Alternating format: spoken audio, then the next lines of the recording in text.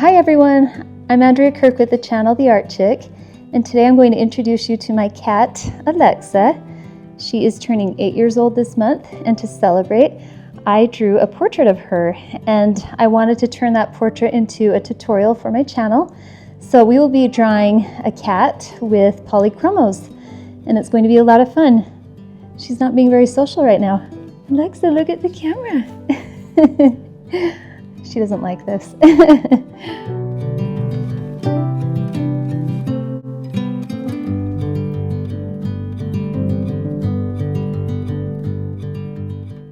can see that I have a sketchbook, and this is drawing paper. I just purchased it at Hobby Lobby, and this is what it looks like. But it's a really nice texture, and so I felt like the Polychromos would work really well on that. I also got a fine tip paintbrush. You will want some acrylic paint, some white acrylic paint towards the end of the tutorial, because we will do the whiskers with the white paint. And then you want to have an HB pencil and an H pencil. You'll want to have a sharpener and erasers. I really like the Magic Rub erasers. The Pink Pearl works really well too. And then these are just blending brushes. They look like makeup blenders, but I just got these in the craft paint section at Hobby Lobby. Or you can use a Q-tip, or you can do a color blender that you can also find at Hobby Lobby. As far as this fine tip paintbrush, just make sure it's really, really, really fine tip, because doing whiskers with the paintbrush, it has to be really thin. So make sure you are prepared with that. Polychromos, that's the #1 thing that you will need. If you want to do the tutorial beyond just the sketch and actually do colors, these are my Polychromos. I have a set of 120, and so there's many colors here. But you could probably do this same project with a smaller set. I have a couple of them missing. That's what happens when my kids get a hold of my art supplies, but I looked for the colors that I need and they are all here.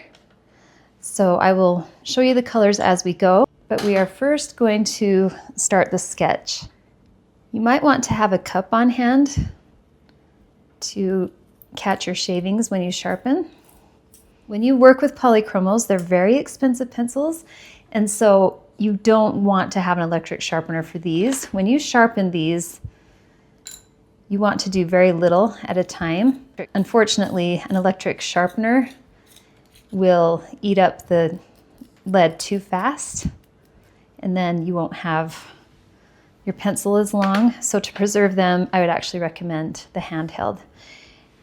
And as far as Polychromos go, you aren't limited to just using them. You could also use Prismacolors or a regular colored pencil, but just know that if you want to get the most out of your pencils, the Polychromos are the best, and they will look more realistic.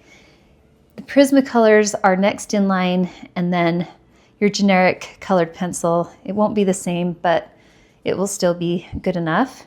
But what I like about the Polychromos is that they are actually oil-based. And you know me, I love oil-based products. That's why I prefer to use oils over acrylic paints.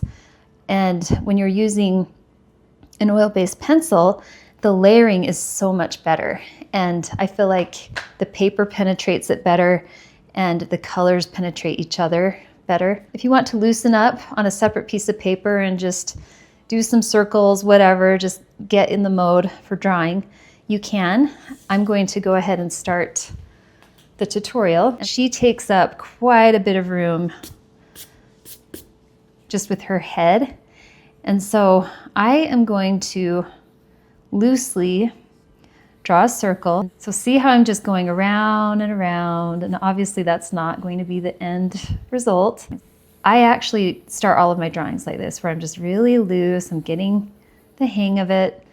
And then from there, I need to determine if she's on a diagonal or not. And in this case, her head is slightly tilted. And so what you want to do in that situation, you want to draw a line that goes straight down and slightly tilted, so it will come down on a slight diagonal like this. And that's going to separate the two halves of her face, okay? And I'm going to keep that there for a minute. But then down here, I'm going to continue to draw her neck, and then she shows part of her chest, and then her cute little paws. And I'm going to use basic shapes. So right here, this is where her shoulder is. It's about right here. And then the other part of her chest and shoulder is down over here. And then it rounds like this. Right now it looks like a gumball machine. Can you see that? The base and then obviously the gumball glass. And for her paws, she has a leg that comes out about right here and then over. And again, I'm just using basic shapes, but basically this is her leg right here, and it's tucked under her cute little chest. And then she has her joint right here that connects to her paw, and her paw comes down about this far.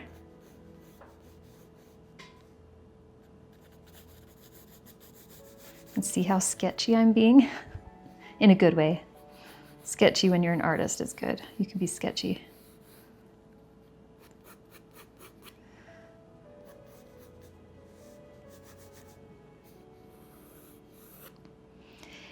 And then her other arm is up here. She has just a little bit of a triangle where her shoulder is.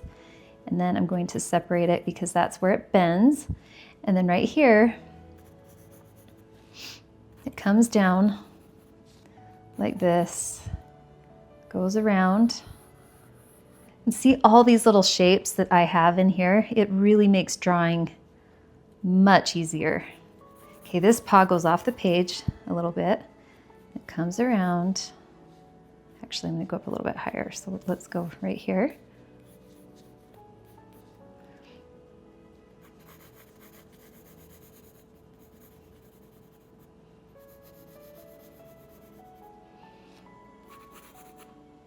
And what she's doing is she's leaning on a tree branch.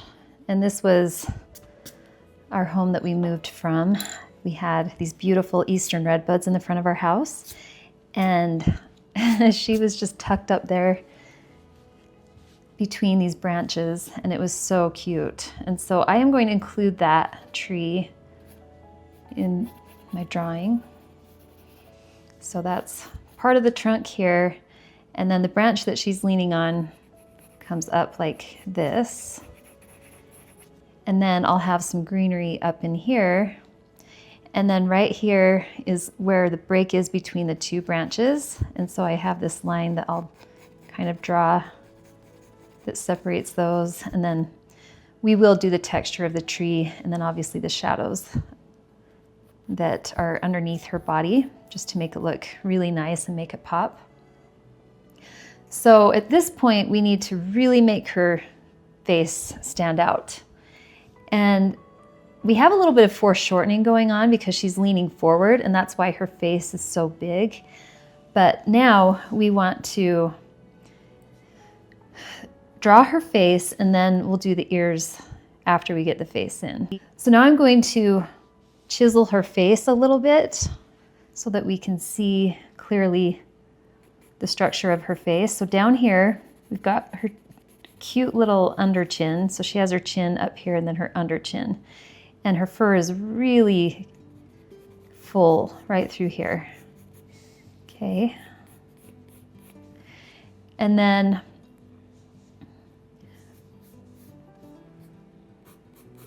from here, we want to do the eyes. We want to determine where they are. And so I'm going to draw another line that's right here, kind of go around her head like this. Okay, so her eyes are going to come up in here. I honestly like to start with the nose before I do the eyes. I want to draw her nose about right here. And again, basic shapes for now. We have to be only doing shapes right now to get the proportions right, because if you don't, you are going to be in a world of hurt when you're erasing these beautiful details that you spent a lot of time on. So there's the triangle for her cute little nose, and then it flares out right here and here, and then it goes up again right here, and you're going to start to see the structure form. And then this is where we get to draw the eyes. So it's going to come up and around and drop down to about right here. She has big, beautiful eyes, and we're going to do almost a little square right here that connects right there with her eye.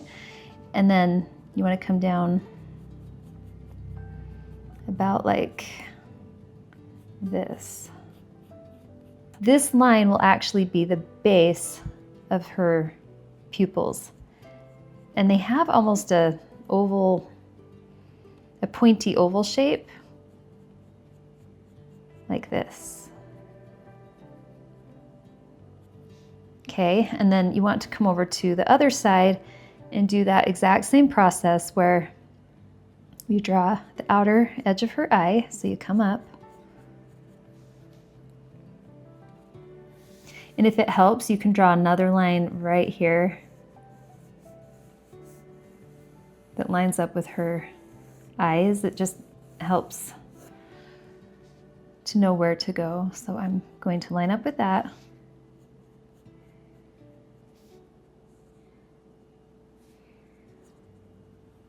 And then curve my way down.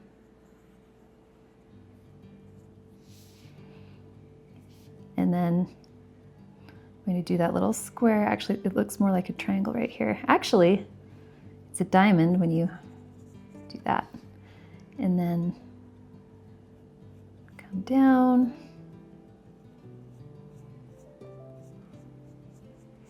And back up again.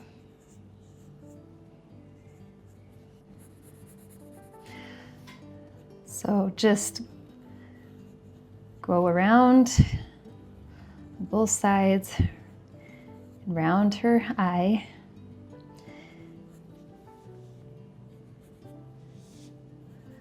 And this is where you start adding a few more details. So I'm going to do her pupil up here like this.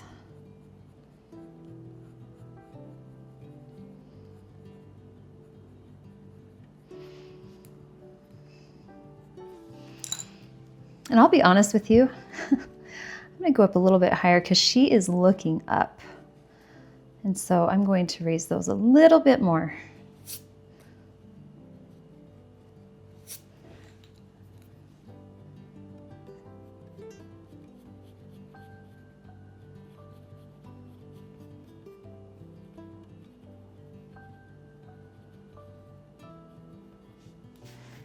There.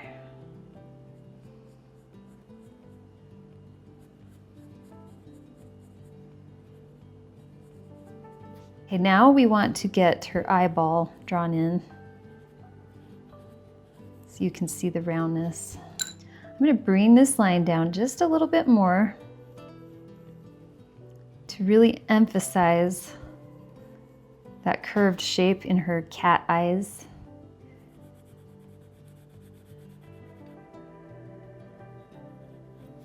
And then down here, we want to draw the markings that come up and around. So she has some blonde around her eye.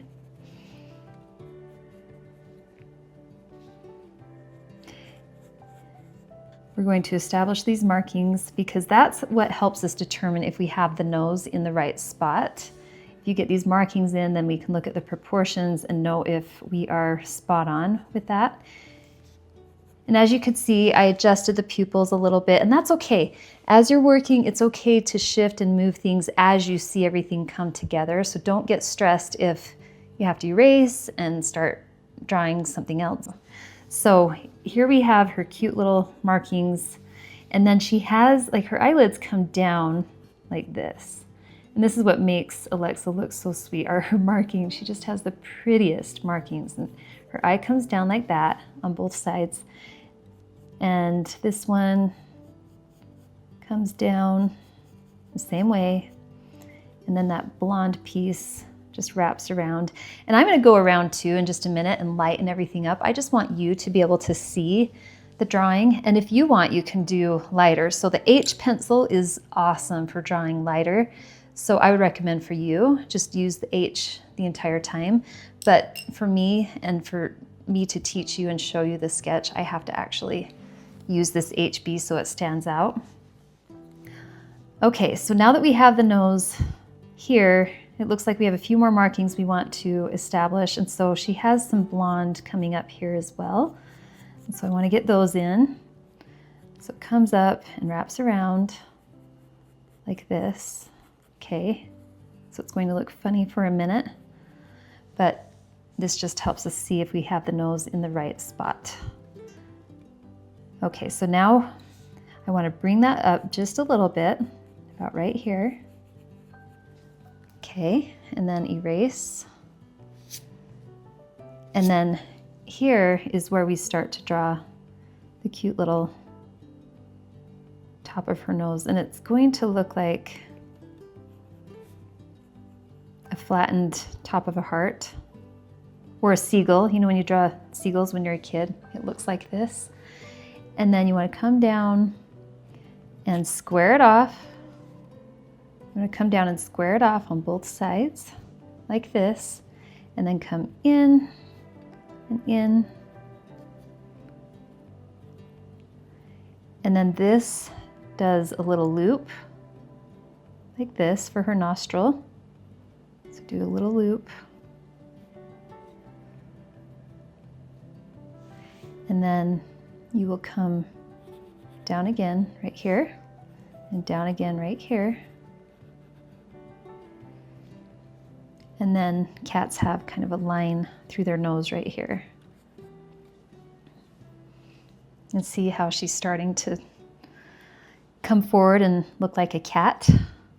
So this line extends down to here. And cats have this darling little mouth shape right here. Like, you can't see their lips with their cute cheeks, and then we are going to round right here for her cute little cheek. And that cheek lines up with her eye about like this. So go ahead and draw a line down from her pupils so we make it lined up in the right spot on both sides. Okay. And this is her cute little snout. And the white part looks like this, but it extends up into here, okay? So we're kind of separating where colors go. So on this side, same thing, you're going to round like this, and then curve that up just a little bit right here. You're not really going to see that line because we're going to shade in this area. So we just want it to look the same on both sides. Just make sure everything's proportional. And then from here, we want to draw her cute little chin that comes underneath like this. And then she has an under chin. She has like 3 under chins. She's so cute. So come around like this, come around right here. Whoops.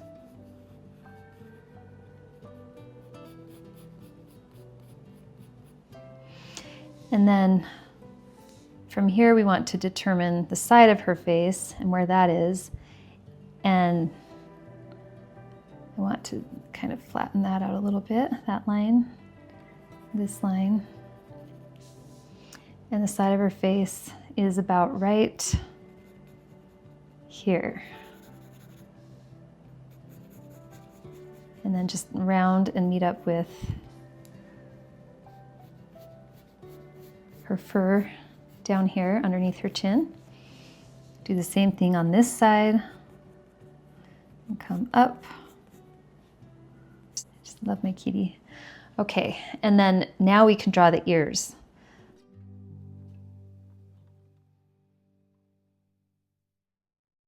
Let's determine where the top of her head is, and you are going to flatten it out.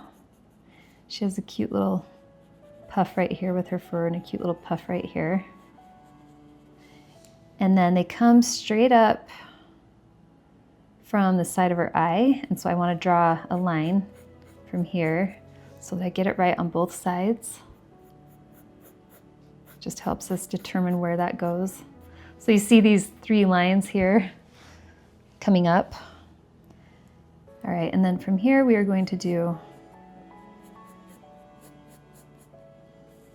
a diagonal line,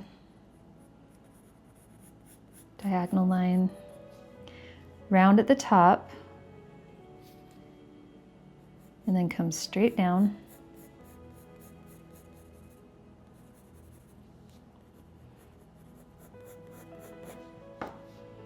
Same thing over here, round at the top.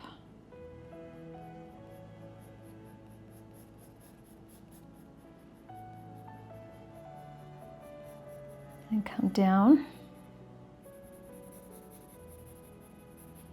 Do you see a cat now? She's starting to emerge. Okay, so now we can see, we need to bring this tree trunk over just a little bit. So I'm going to move it over here. Erase that.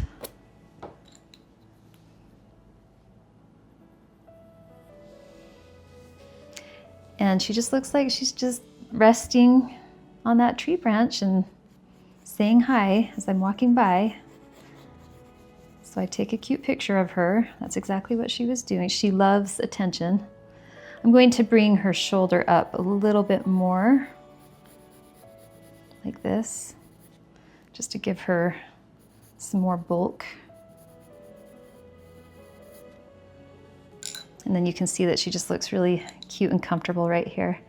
I am going to angle her paws and maybe shorten them a tiny bit because I'm just looking at the proportions in the picture. I want to make sure we have those right. This is the period where you get to refine and make sure everything looks good. I'm going to taper that in just a little bit right here. And then on this side, I'm going to connect this a little bit better. So I'm going to bring that up.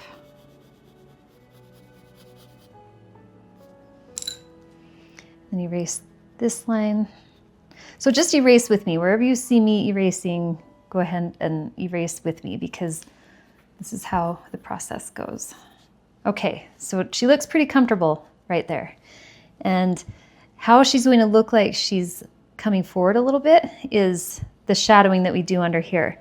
And so what I want to do is I want to go in and start erasing these extra lines. One, it will make her look less weird and more like a cat. And 2, we can start getting the finer details. And right now we're really just doing a contour sketch. A contour sketch is when you're basically outlining the object. You're not doing too much shading at this point because you want to do that with the color. And so we want to get the outline effect of all the areas before we start coloring. And as you do that, you'll see that the cat looks more like a cat. It's not going to look so weird. Can even lighten some of these. Oops.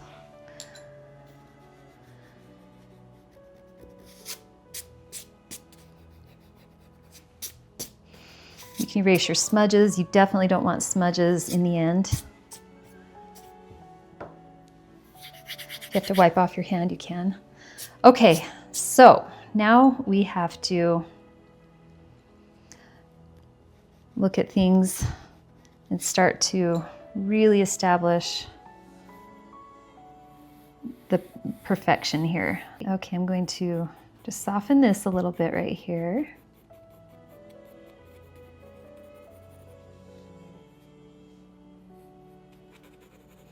Alexa does this thing that if she hears me, so she's outside right now, she and her sister like to go out and be in the sunshine during the day. They love it. But if she hears me, she will come to the door and meow. So I guarantee at some point you're going to hear her come up to the door and meow to say hi. And I might have to go pet her. She's so cute. Okay, now I'm going to draw the edges of the ears.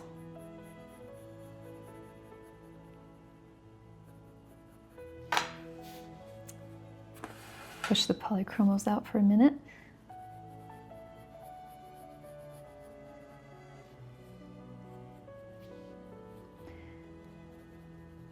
This area is the pink skin inside of her inner ear. So I want to separate that from where the fur is. And then she has a line that goes across here, line that goes across here. And then it doesn't hurt to show the pattern of the hair. And in her case, there's kind of a spot right here that you can see the pink, and then the hair does this. It flares out. And I just want to get that in there so that we know where to draw the hair. We're using the Polychromos. It's just nice to have a little bit of a reference of where that is. Okay, and then she is a tabby cat, and we need to know where her lines are exactly. If we get those wrong, it can maybe change the whole look of her face. And so we want to make sure we get those lines right. So she has a cute little upside down triangle thing going on right here. So let's draw that. And then from here she has another line that goes up like this, little squiggle. And I'm outlining them because I'm going to color those dark. And then right through here she has, I'm going to bring that down a little bit. She has a line, and most tabby cats do. It's like a series of lines that go up in the middle of their head right here. They come down and they look like this, where they're just kind of there and squiggly, and they taper in a little bit right here. So we have to erase a tiny bit. So I'm not really shading, I'm just outlining. And then that comes down about right here. And there's another line here. And then on this side, we want to get this line that parallels the other one on the other side over here. But this one's not quite as curvy, it's more rounded like that. And then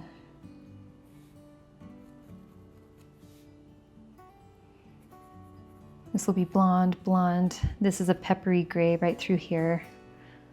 And right over here we have a line that comes up parallel to this one.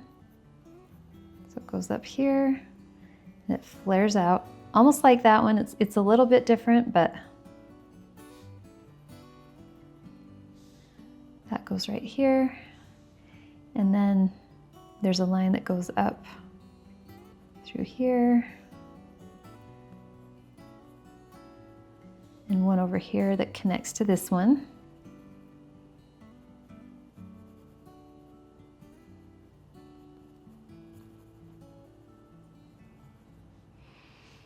It looks so weird right now. It does until you start actually coloring, and then it looks really good. So there's always an awkward period when you're drawing. I also want to maybe go in and, like, once we get these markings done, we're going to go in and detail the eyes a little bit, and I'll show you how to do the reflection with a contour sketch. So there's a line that comes down like this and out. I will tell you, a tabby cat is much harder than doing a black cat. And I have a tutorial on a black cat and it's so much easier. Black cats are easy to draw. These guys, nope. She is tricky.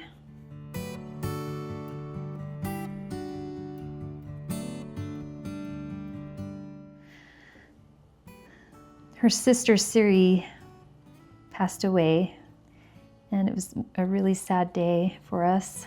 And I will also be doing probably a time lapse of her, but she was beautiful. She had white fur and blue eyes.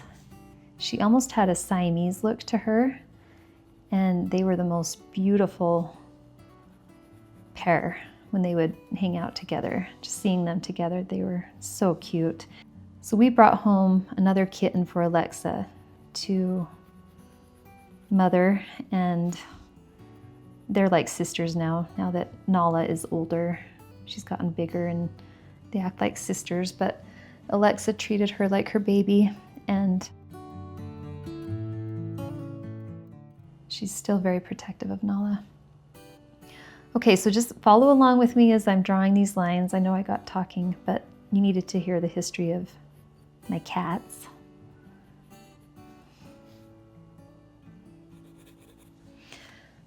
So all of this will make sense when we start coloring. Okay, now for the eyes. The eyes are the most critical part of a cat when you're drawing, and they have to be absolutely stunning. And so I'm going to really emphasize the shape of her eyes.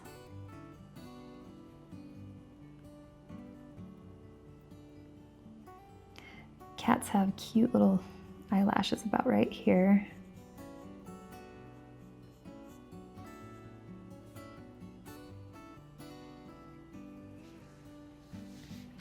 And on this side, I want to do the same thing. I'm going to come down like this.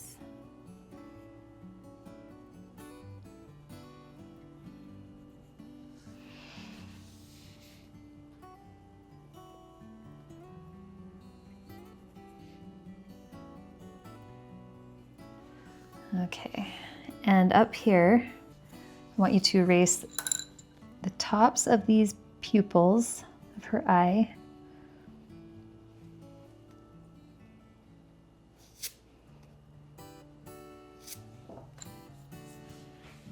And we will draw the reflection. And the reflection has kind of a weird shape. It looks like this. And here's the thing. We will probably end up painting the reflection in the eye with white because it will stand out even more. Okay, it looks weird right now, but trust me, it will look really good in the end. And then over here, same thing. It just has this shape to it. It's a little weird. This one looks like an M on this side.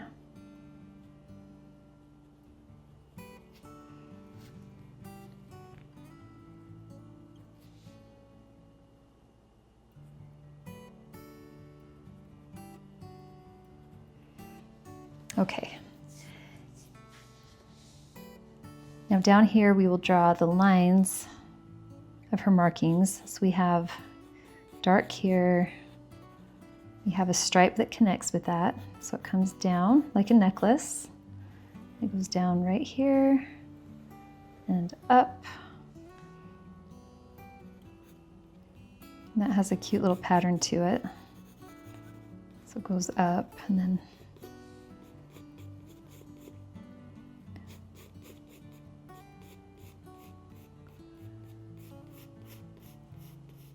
you're just going to be perpendicular to that line. And then she has another line that goes up here. And we can erase this. We don't need that line anymore. We also don't need these shapes anymore. We can now go in and make her look like a cat. So her arm, as it goes up, she has some lines here that curve around, and this makes the arm look more curved, which it needs to be. So you're going to draw those lines, and then she has one that goes all the way around to here. It's going to be black, and then we'll erase here, and you have a cute little marking here that's not quite all the way around, and then another one here. It's just a little spot, and then here, here,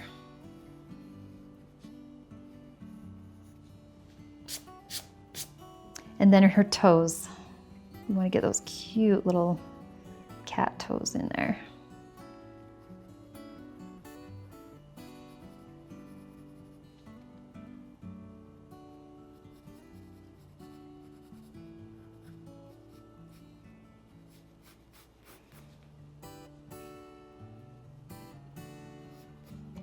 And then over here we want to erase this extra. You know, I actually might keep that longer. I think it looks better, actually. So we'll go in and do a little toe here. So you overlap like this. Start your other line here and around. Overlap again right here. And then one more overlap here. Actually, this one we're going to do a little bit different. Come out, go up.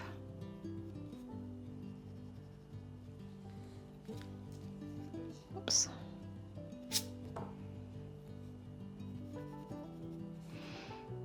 And then she has her little toe here.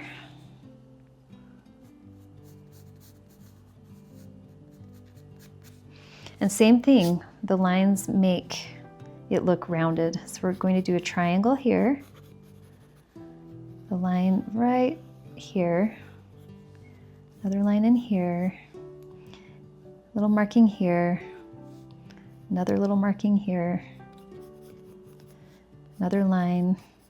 So basically you are learning how to draw and color a tabby cat. And then up here she has a few more little lines we have to get in there. So she's got one right up here by her ear, and then another pretty bold line right here. And then she has another mark here. It comes down, meets up with this area. It's almost a arrow shape right here. And this line meets up with that line. So many lines and kind of like a maze right now. It just looks weird right now, but it all will make sense. This is just how you do a sketch before you start detail. You have to go through that ugly period. And then the magic happens.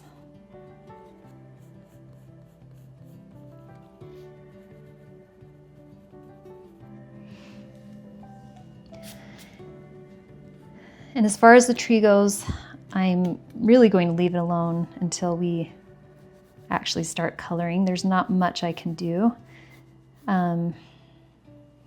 This is kind of a hollowed out area. They'll shade. This is her arm right here. And then this is a hollowed out area. Oh, and then she does have a cute little line that comes down right here. And another one down here.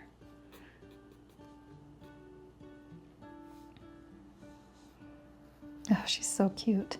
Okay, and then right here you can see a tiny little bit of her lip.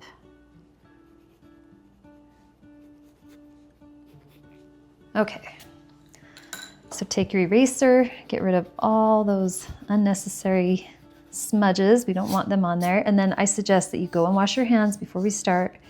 And we will start with the eyes.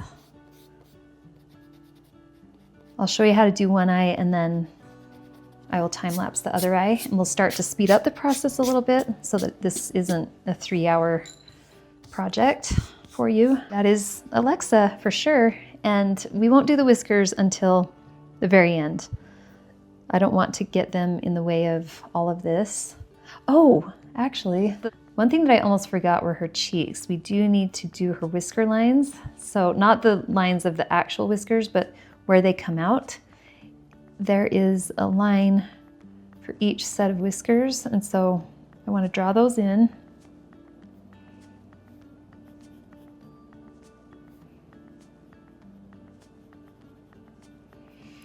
And then this side, draw a line, another line, another one, and then one up here.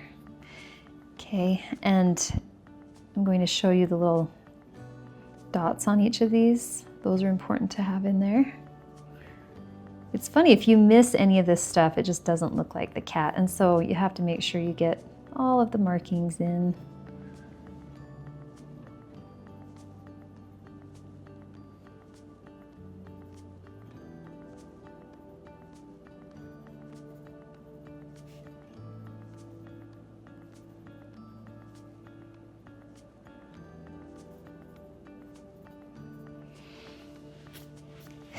It looks so funny right now, but it will look really pretty when you start to color. I'm also going to show the structure of her cheek right here. And it doesn't hurt to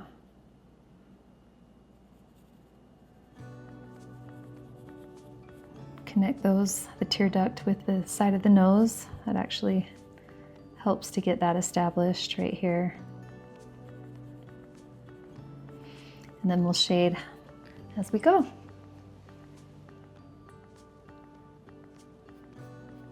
So there's my Alexa as a sketch. Yay, this is my favorite part. We get to actually start the eyes. Really quick, just take that eraser, lighten around the eyes a little more. So I'm gonna go over the colors that I have for my eyes for the cat. Black, and this one is green opaque, light green, light phthalo green, cadmium yellow lemon, cadmium yellow, dark chrome yellow, orange glaze, light cadmium red, Branacher brown ochre. I don't know if I said that right. This one is helio blue reddish. This is Caput Mortem Violet. And this one is Cold Gray and Juniper Green. And so you don't have to be exact with the colors, but if you just look at them, just get an idea of the palette we're working with. And I know you're thinking, what in the world? You use that many colors for an eye? Yes, actually, this is how you draw realistically and color realistically. You have to have all of these colors. So you want to start with, actually I'm adding one more. We want this really pretty ivory. That's a good one. And maybe we need to have white as well. So how I do eyes is I start with the lightest color first, and I want to take this ivory and I'm going to color all around the pupil. So we're going around the pupil.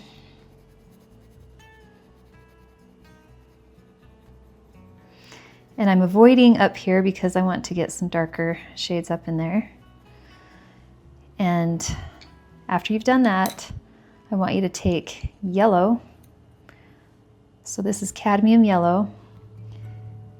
And you're going to go in and just lightly color yellow. Don't do too dark because then it will overtake everything. So it's just lightly colored in there. And then I want you to take this lemon yellow. Bring my picture really close for this part. We've got to get it right. So now you're going to take this lemony yellow and go all over the other colors that we applied.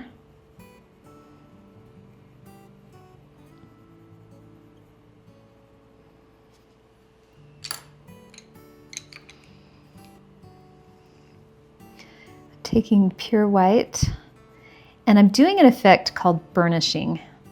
So basically that's when you take a lighter color, or really any color, and you go over the colors that you've previously colored, and it blends them together really pretty. And now I want to do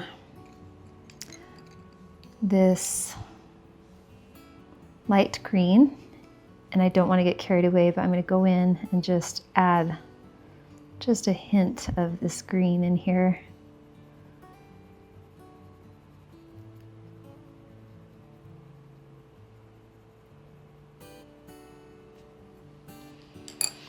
I'm actually going to take my eraser because I can still see a line from the pencil. I want to get rid of that. I don't want that in there.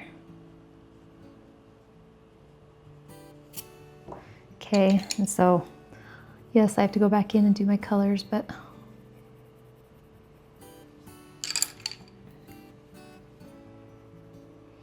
so you have to go just lightly in there with the green. Don't want to get carried away. And what will neutralize that is I have this really pretty brown ochre, and we have to go over a lot of this with that brown ochre to get that green neutralized. It's just too bold.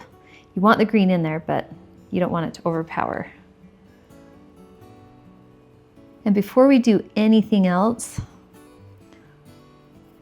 I'm actually going to do the black of the pupil because it helps us determine what the colors need to be when you have that beautiful contrast. And so I'm going to go in here with the black, and I'm going to outline the pupil first. I'm going to color that in.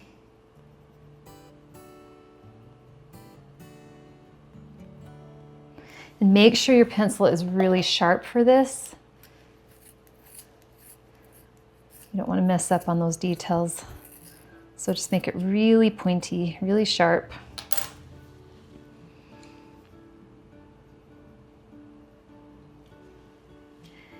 And then the other thing that's going to help us see the eye much clearer is to also outline with the black. So I want you to go around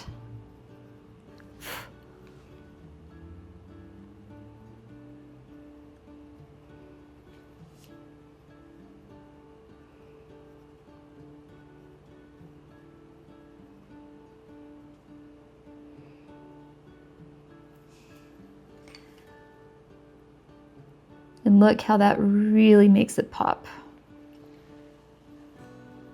Isn't that cool?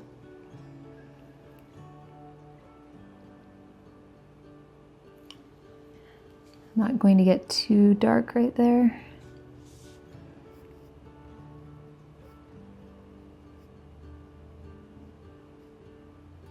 Okay, now we can get a little more detailed with the other colors. So there is a beautiful brown tone up in here, and so I'm going to start with the ochre, and I'm going to color up to the very top to where that black is, and I'm going to come down about this far, and there is a strip of light right about here that I want to maintain. And so I'm not going to color anything right there. And I will probably add some acrylic paint later because I really want that to pop. I'm going to do this ochre around here as well.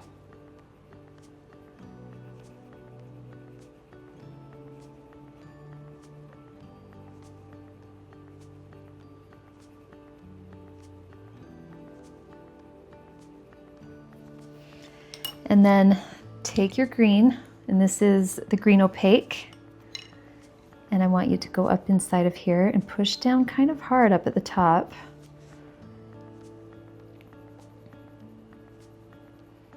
And this is where the Polychromos are magic, because when they layer, you still see all of the other colors. Like, they are definitely showing up. Like, I can see through this green, I can see the ochre coming through, and that's what you want. And so initially, to buy more expensive supplies, it's expensive, but then I've had these pencils for 7 years. Okay, so that gives you an idea of, yes, if you're coloring with them every day, you'll go through them really fast. But if you are doing all sorts of art and you're doing these drawings once in a while, then you're okay. Like, you can splurge and spend a little more money. But again, Prismacolors work pretty well too. And the regular colored pencils, you can be somewhat realistic, but just not quite as realistic as you want. Okay, now there's a trick we need to do right here, and I need to sharpen my green. Get that point really sharp. And this is the olive green. And there is a line on the side of the pupil that goes up like this. And little details like this make it look so realistic. Going along here, and I am coloring that little shadow. And then in between, I'm going to go back in with my yellow and do that burnishing effect where you push down hard and they blend together. I'm actually going to go up in here a little more, do the same thing. It gives it a marbly effect too when you do that. It really stands out. Notice how I'm leaving this highlight right here. It's giving it a glassy look. And then up here, I want to connect this shadow with that line. And so I'm going to take my green and just push down a little bit harder.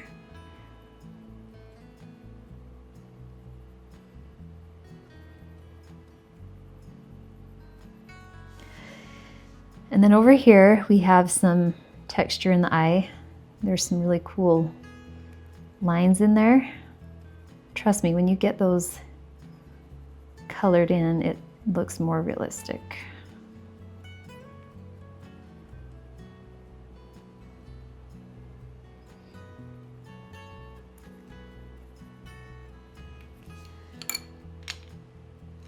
I'm going to take the yellow again, come up along here, and burnish. When you burnish with that lighter color, it just looks so nice.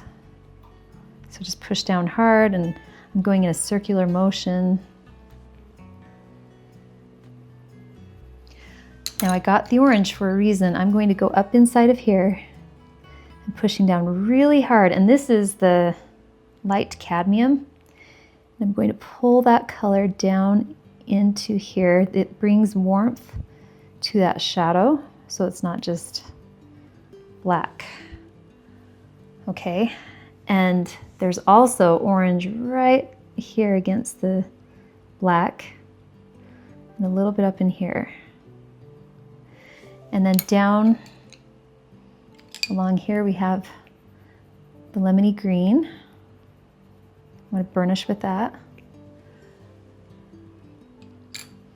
And I'm going to take the ivory and come down right along here and push down really hard to get a nice, beautiful highlight at the bottom.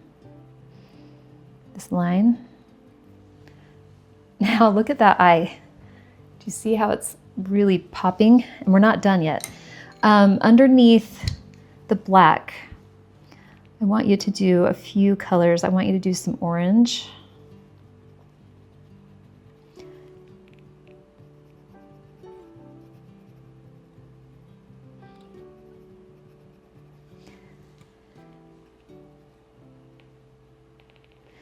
And I want you to do a little bit of blue. Now this particular blue said that it has the red in it. It's the Helio Blue Reddish. And I like it because it has some warmth to it.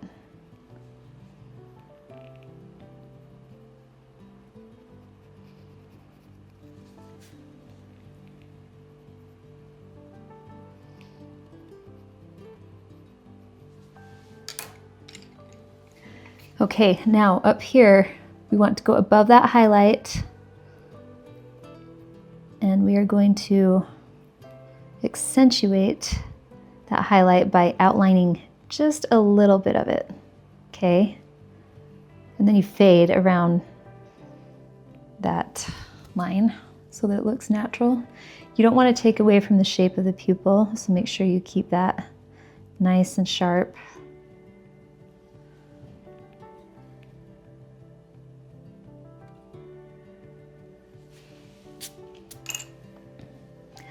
And it looks like we also have some blue.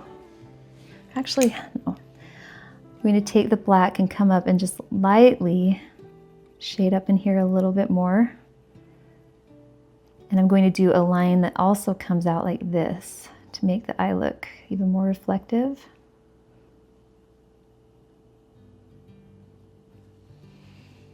Okay, and there's a very distinct shadow that comes down right here that we need to make sure it's noticed. So I'm going to kind of do a line about right here with that green, that olive green, to separate the light green from the shadow.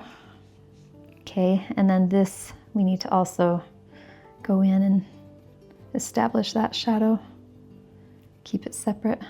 And this one, just add a little more of a shadow there.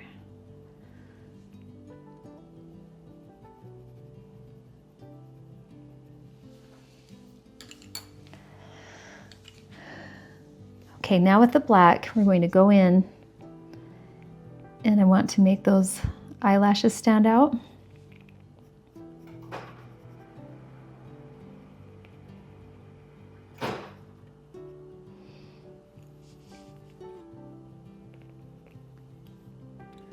And then in here, we're going to go darker.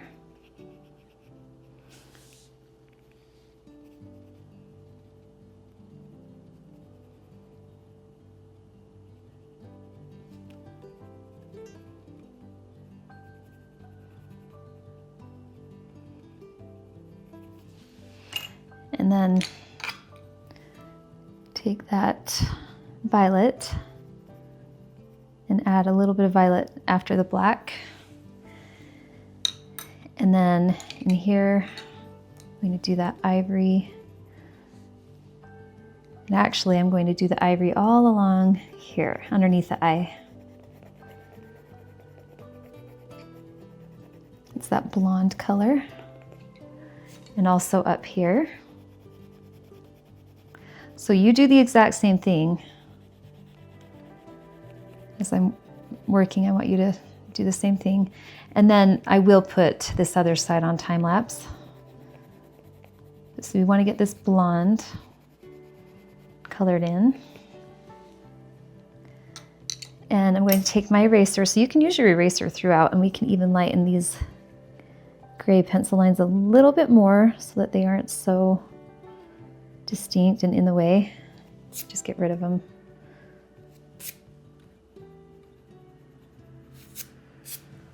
Okay, and then you can also use white to help lighten the area.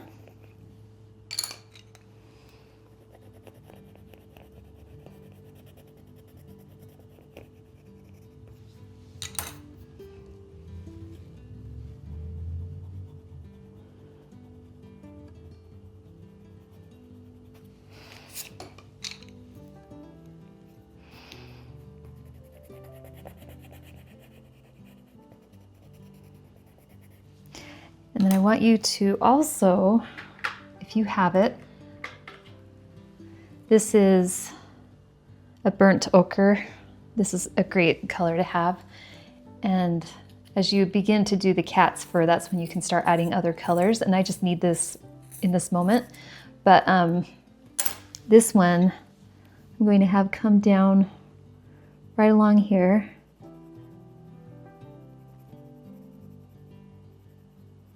After the black, just to gradually gradiate through here.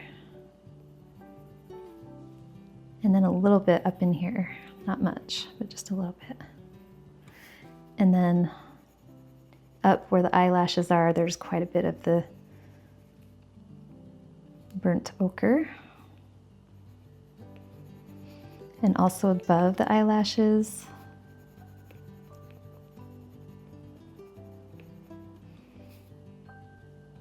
And then slightly right above, right here, that black. And see how your paper just comes to life? It's actually really insane. If you want, I can hurry and do some texture down in here to show you how to do it, and I can time lapse that around this eye and maybe up in here a little more. This is where you have to also add some grays. And so this one is called Cold Gray. That's a good one to have. We need this Nugget color. That's a good one. We have our black. It wouldn't hurt to also have a deep charcoal color.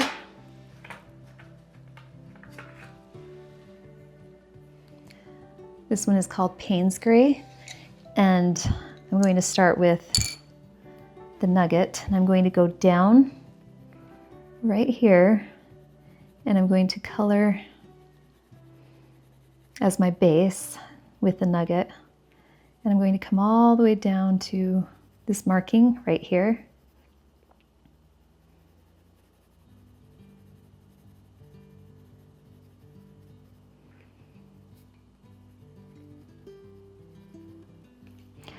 And then I'm going to also go up and around this area. I just want you to see how that eye looks as I color around the markings.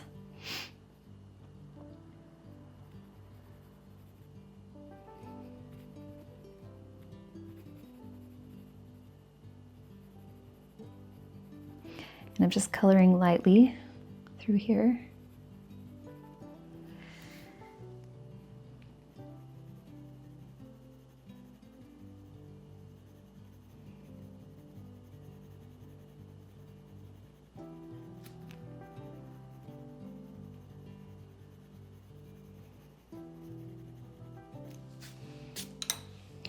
And then you take these other colors, like the Payne's Gray and the Cold Gray, and I'll start with the Payne's Gray, and this is where you get really detailed. So you have to have a sharp pencil, and you go in, and you're doing these little specks, like dots, and you're going to go in and do texture, like fur texture.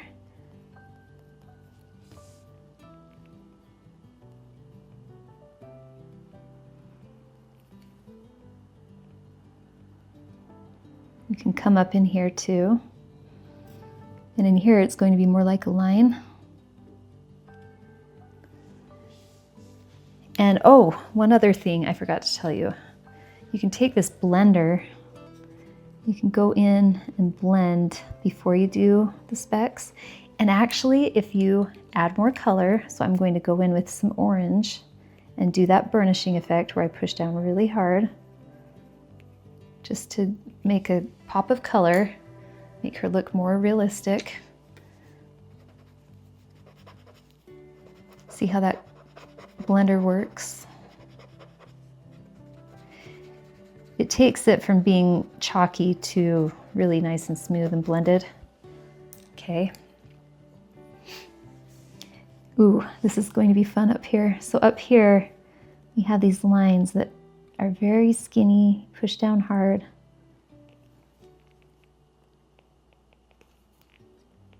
And you have individual hairs that come up and around like this.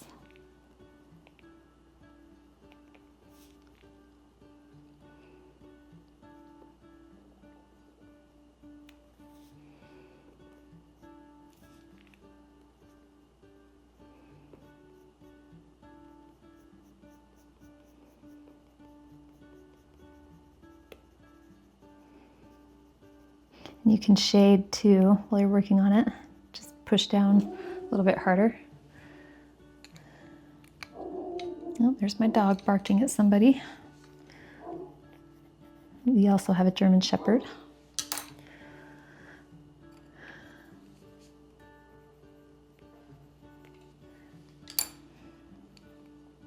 You can also take the violet too and go in there and add some warmth by doing some dots and lines with the violet.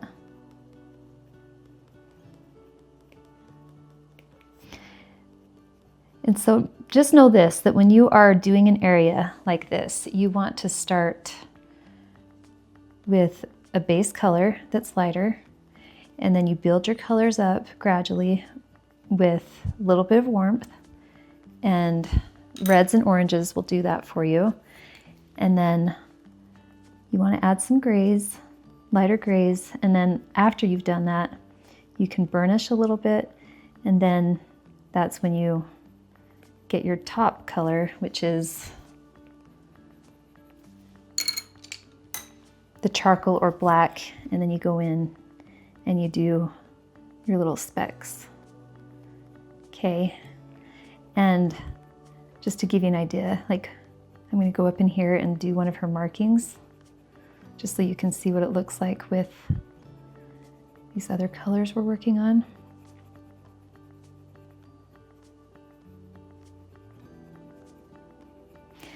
I want to add some red, have some red flaring out right here.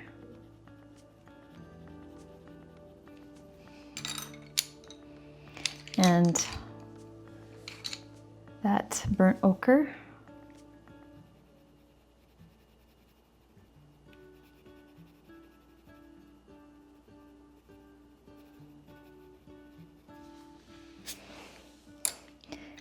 And then I'm going to do that really pretty ivory again. I'm going to burnish, I'm going to color up inside of here, push down really hard, go into that dark area. You can even go on the other side and color.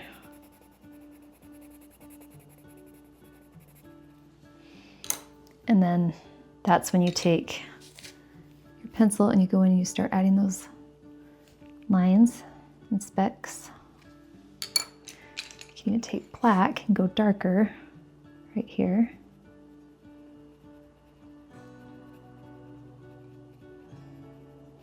But you see the process. If you do that everywhere, that's when the detail begins to emerge. So you just have to be very patient. It looks amazing when you are patient. Okay, this one goes up into that marking.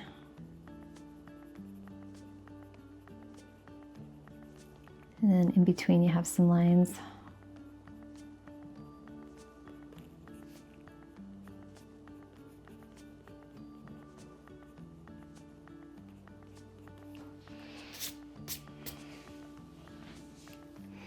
You also have a dark marking over here. Got your black, and then mix your burgundy in there as well.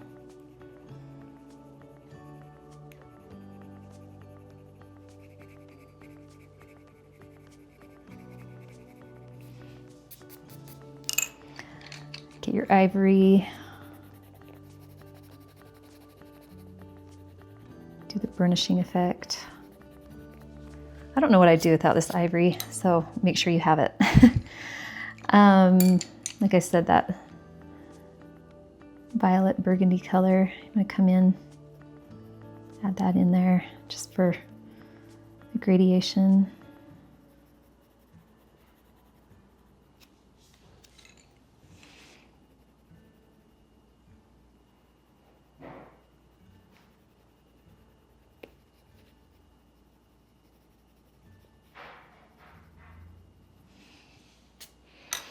Can you see the kitty emerging? So what I'm going to do is I will put the other side on time lapse, and I will probably do more markings too.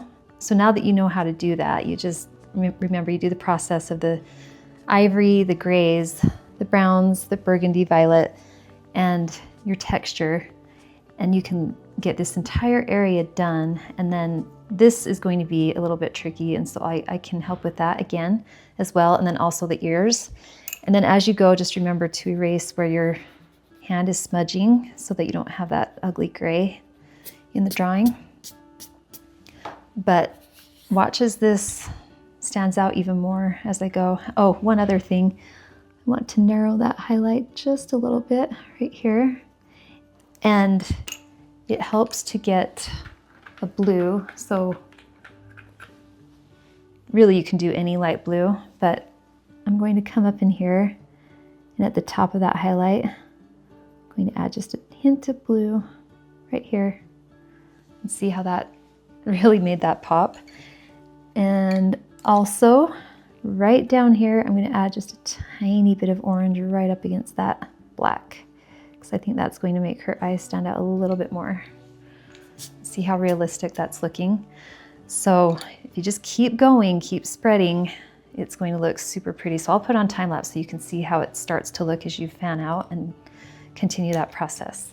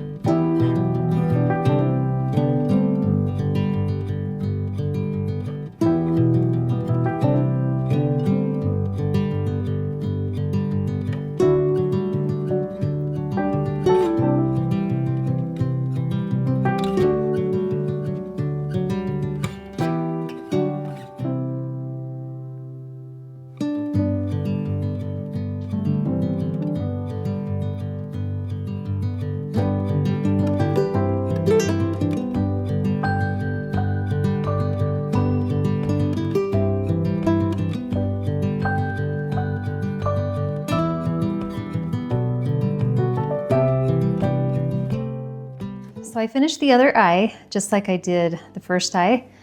And so you will follow that exact same process over here that we did here. And then as I was explaining how to do the markings, you just continue that all throughout here.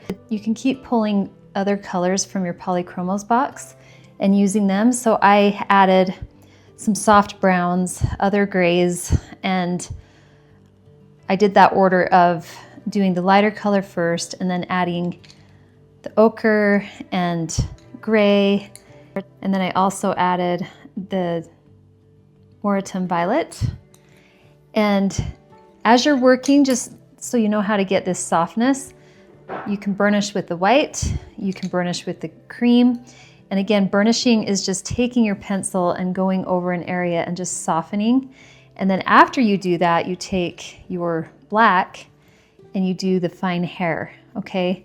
And you might have to go back over some of the markings and darken them a little bit. That's what I've been doing.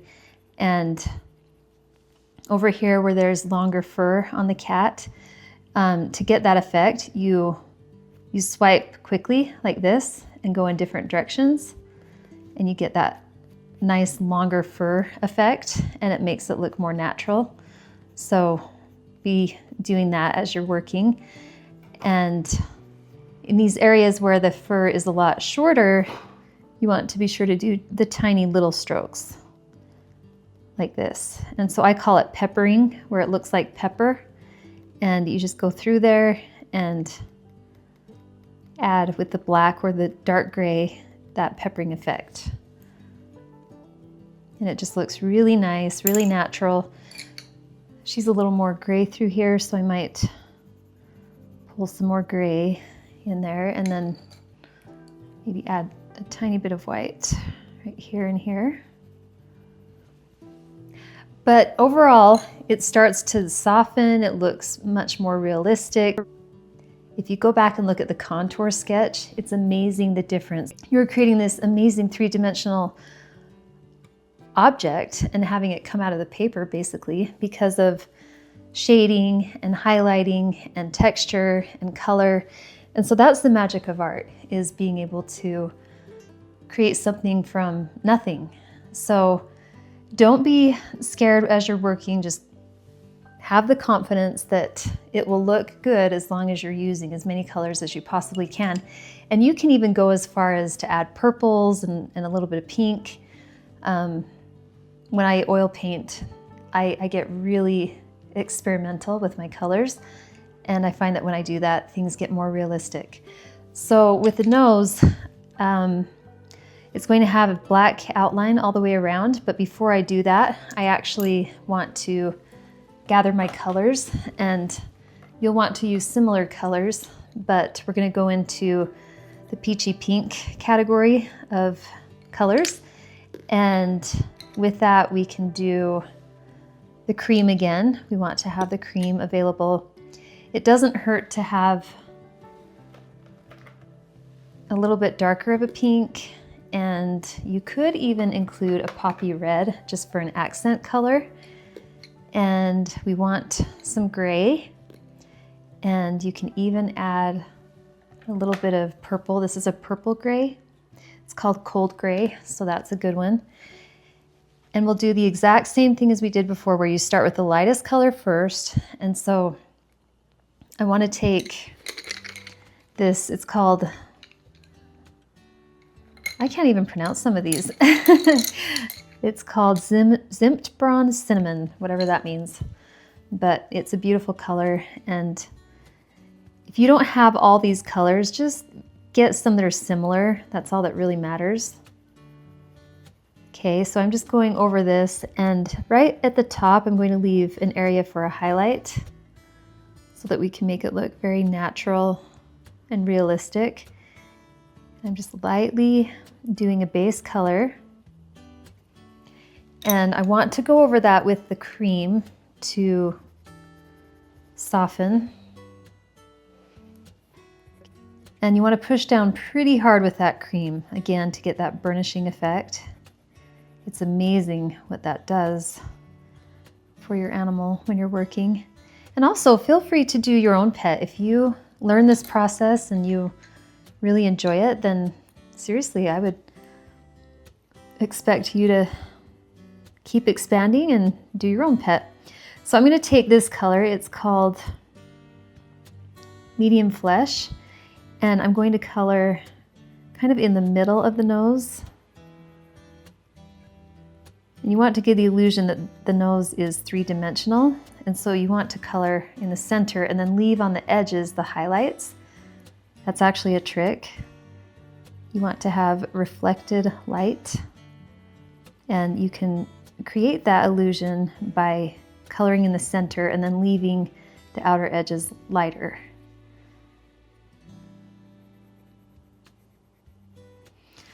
And then before we do anything else with the nose, I want to actually start the black, because we can see our color better if we have that contrast. So start with the nostrils, just outline, color them in dark, and then we're going to do an outline around the nose, and that line up through the middle. And then up here, I want you to be a little bit lighter, but make it very distinct. You want that line to be very precise and distinct. And then around here, it's a really dark line as well. That's what's so pretty about cats. They look like they're wearing eyeliner and mascara. They're really pretty creatures. Okay, so as I'm working, I can see I need to narrow the nose right here just a little bit. And then just make the shadow a little bit bigger. I'm going to do the same thing over here. I'm going to narrow just a tiny bit. And Now that we have that done, I want you to take that poppy red and make sure your pencils are sharp. But I want to go up along that black line with the poppy red on both sides. And we're going to go from black and then gradually fade out with red. And then I want to take this color. This is dark flesh, so just a darker pink. And I want to shade right down along here. From there, I am going to add my gray. So I want to go down where that line is and then add some gray here.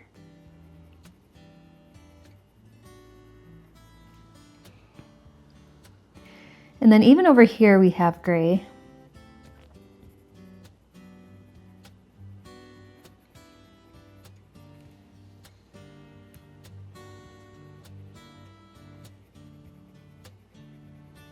So on both sides I'm adding the gray.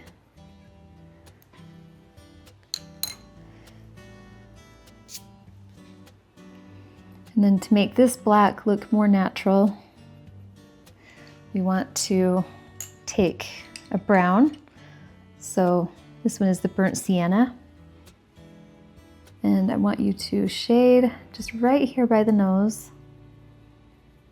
Not too much because she actually has a lot of white in that area, so I want to lighten it up on the edges.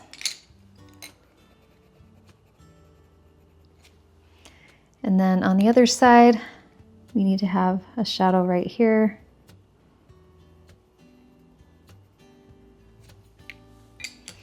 And then get this yellow ochre and shade up in here.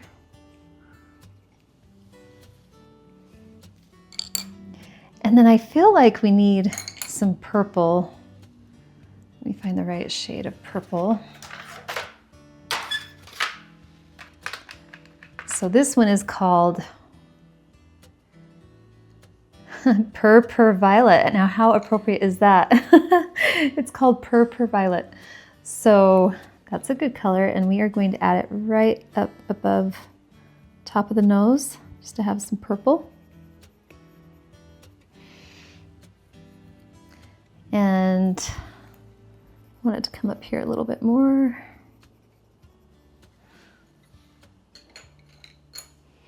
And then the black, my kitty has some markings right up along here. I want to enhance.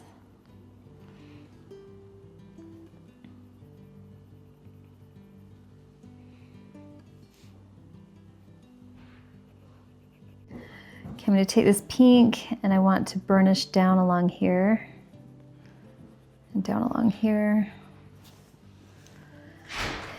And let's see, I want to gently round these edges.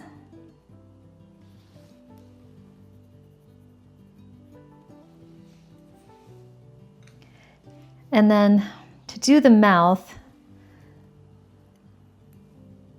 you will want to bring this line down. And then I want to erase these lines so they aren't too obvious. And you are going to do a cute little upside down V like this.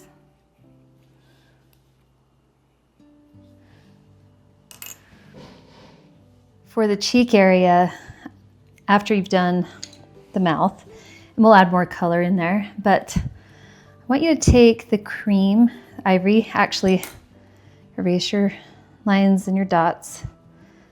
You'll still see them, but erase them enough that they aren't going to show up in your color. So like that, and I want you to take the ivory and we are going to go around the snout, around the cheeks. She's looking so cute. I'm so excited. I can't wait to hang this up. It'll be so pretty to have my cat up on the wall.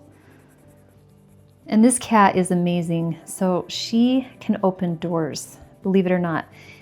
We have some doors that are a handle instead of a knob, and she'll jump up, pull it down, and walk in a room. And one day in our other house, when Siri and Alexa were together, they were both outside in our garage. And when I was gone, Alexa opened the garage door to let both of them inside. When I got home, I went to put away laundry. I opened up a drawer that I could see that it was already open a crack. And I went to pull it all the way open, and their two little heads popped out. And they looked at me purring, and they were so happy because they had found a little bed in the drawer. So that's Alexa. That's her personality. She's a character, but so cute. My kids love her, and I love her. So I'm going to take this cool gray, and I want to do a pretty shadow just right up in here on both sides. I don't want to get carried away because she does have white cheeks, so I have to be careful. You can even take that cool gray and just go right up against that dark shadow all the way around the nose, and it will soften the shadow. Okay, and then take this and go underneath her lip area and do some gray here.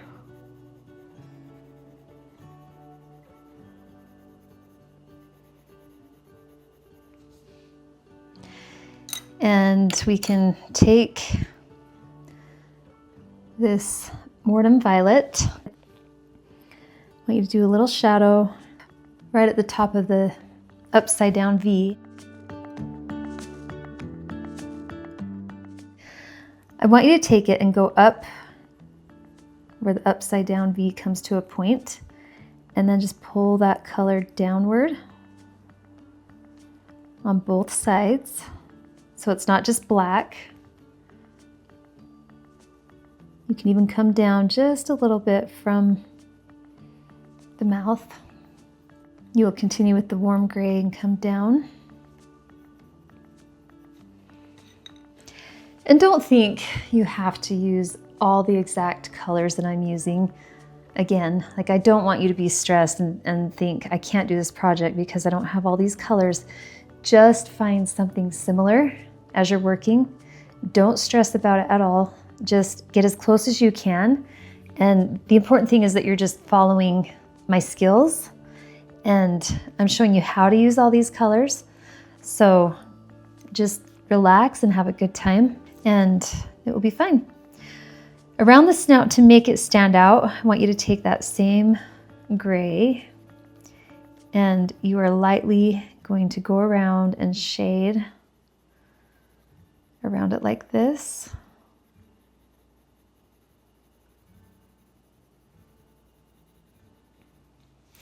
Do the same thing over here.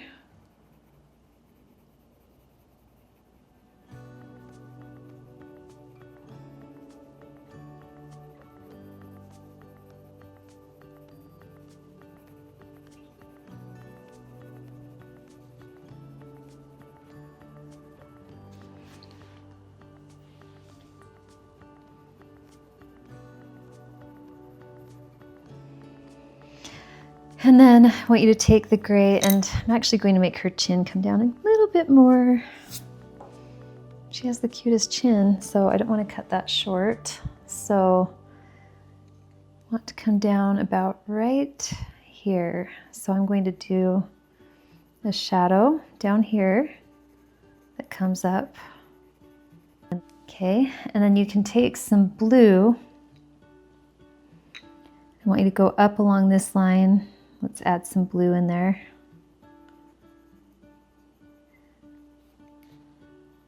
Blue and purple are amazing when you want reflection, when you're doing white. They look so pretty. When I was little, I thought that was weird when I learned that.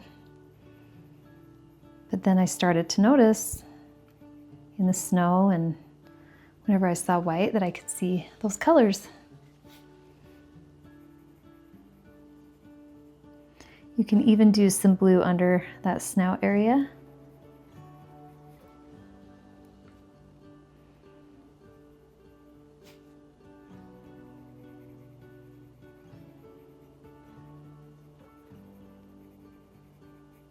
And then we will want to do a gray in here. So a darker gray, like a charcoal gray.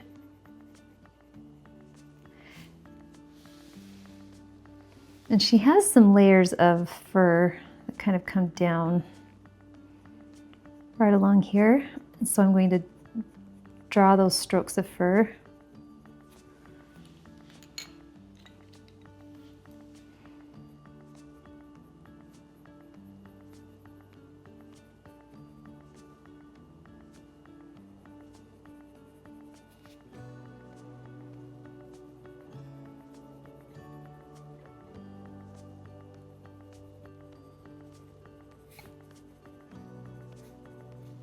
And then under this area, right here, browns underneath.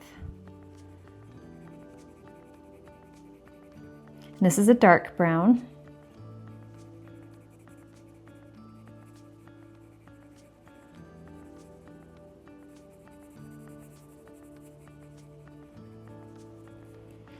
And there's a lot of brown up here, so I'm going to pull that down into this area.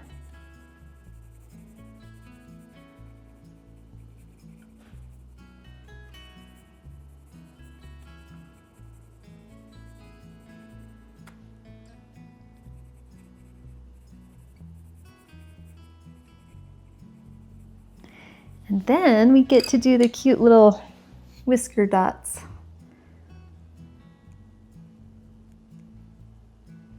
You don't want them to look fake, and so to do that you want to blend around them.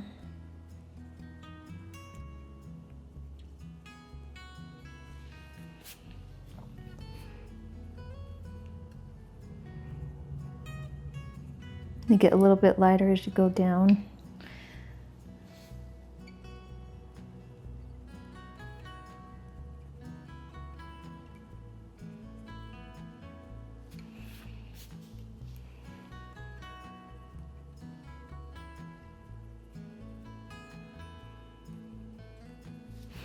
And right now they look really goofy, but same thing, you want to blend your browns and your grays, maybe some ochres around those areas to make them look more natural.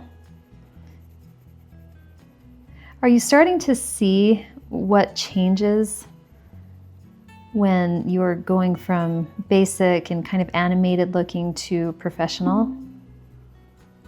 It's these gorgeous lighter colors that go in and act as a shadow around these areas, and it softens as well. It just makes them look really smooth and pretty, and then again you burnish. So I'm going to take this ivory color and burnish through here. I'm going right over the top like that. And then if there's a black dot that stands out more than another, like this one's really dark, this one over here is really dark. You don't want to do all of them too dark, but a couple of them you can really darken. And then you want to get this charcoal gray and get a little bit darker under here.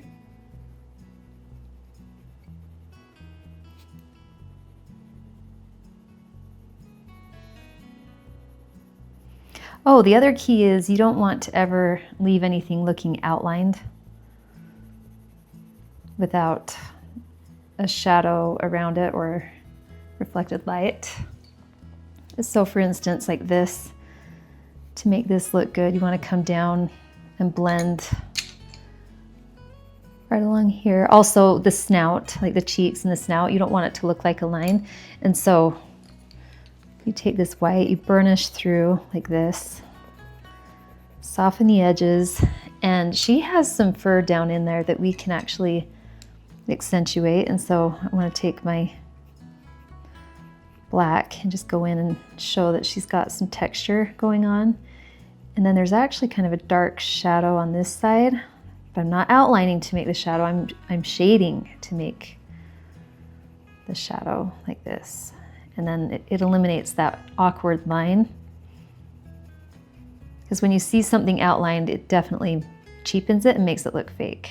I'm going to darken this marking right here.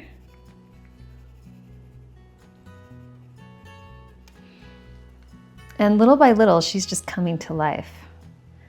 It's actually really cool, this whole process. But in here, there is some peppering going on, so we want to make sure that we include that.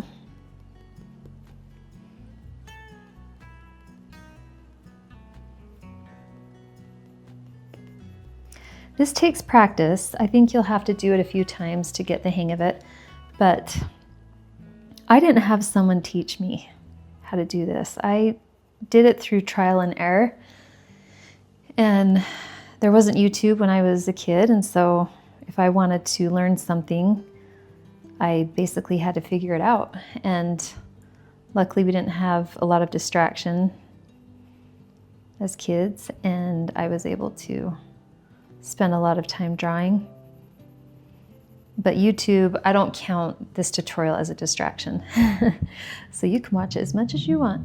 But really, like, it will help you to at least get a grasp on how to do this, and then you just take off and make it your own and make it better or whatever. Do your own pets.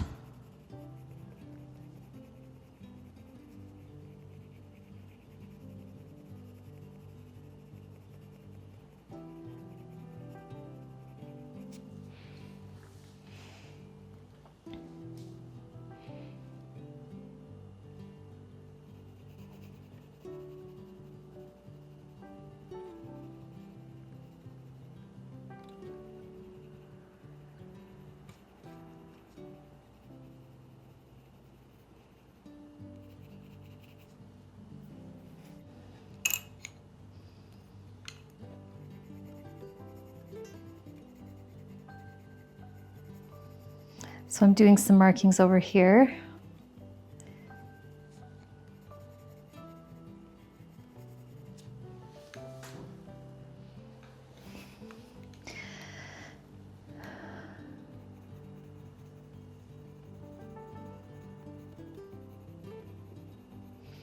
I'm creating another shadow down underneath her multiple chins.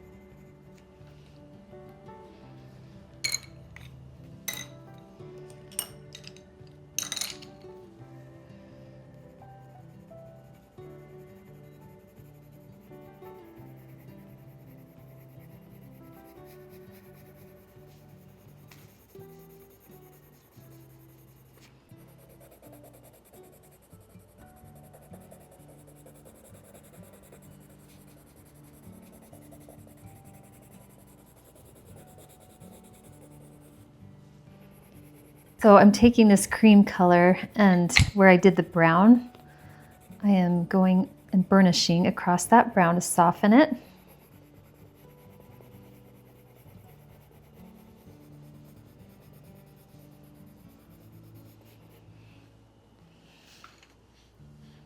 And then we want to add some texture too, some fur.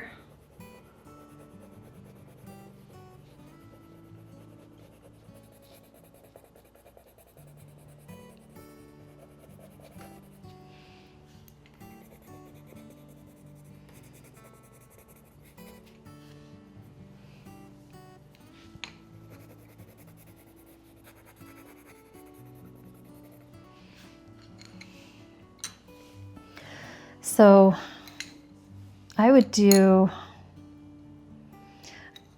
a gray and make sure it's really sharp.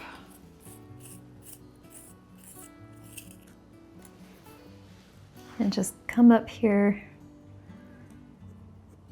and then do those really fast strokes I taught you to do.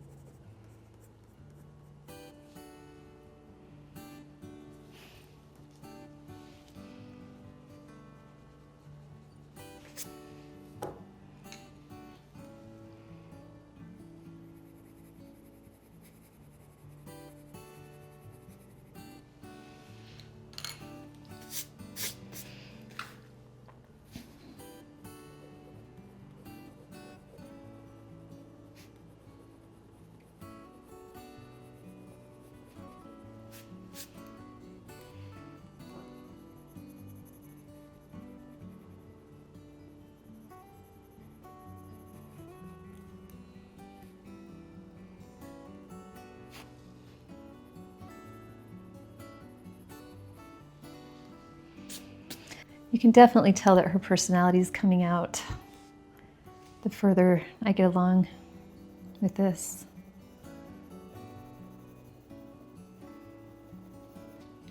Like I can totally see my Alexa. So I don't want to see these pencil lines, so I want to go in and get rid of those. Oh, and then the other thing that's going to make her stand out is the tree is darker, and so that color is really going to pop. In fact, just so that you can see what I mean, if I take this black and go under here, like even under her cute little chin area,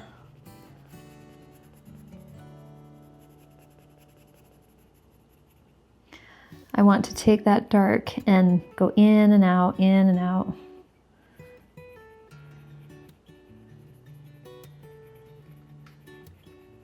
Where her fur is, but then watch as I pull away.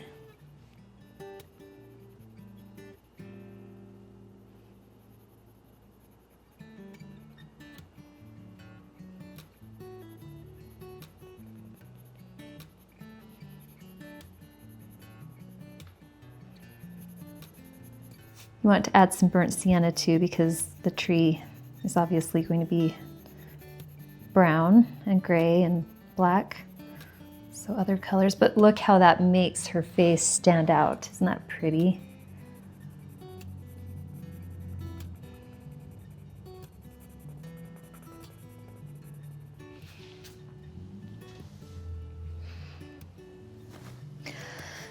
So how do you feel? Do you feel like you are learning something? I hope you are. I hope that I'm helpful with this tutorial.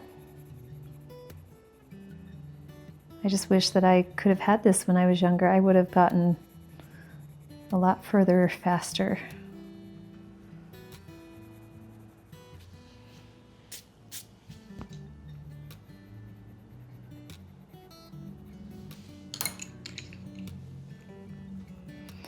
So the tree has a lot of texture too, and so there's some areas that are darker than others. And then I even take the black and I gently go along the edge and soften. I just do kind of a gray shadow.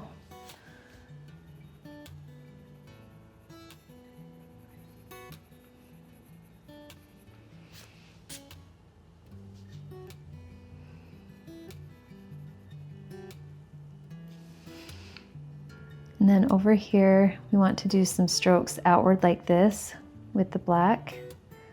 So I'm doing some lines along here, give her texture.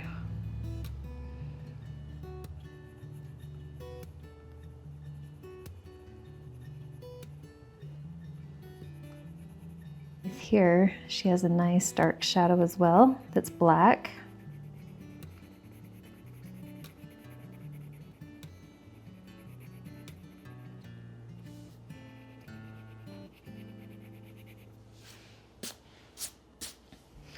So I'm going to keep working and I'll put it on time lapse. And then I will help you do the ears. So we'll do one of the ears and then time lapse again, and then show you a little bit of this area and the toes. But I am going to start putting on time lapse more because I've shown you how to get this effect. And I want you to practice, and you can watch as I work. It should start to come together for you as well.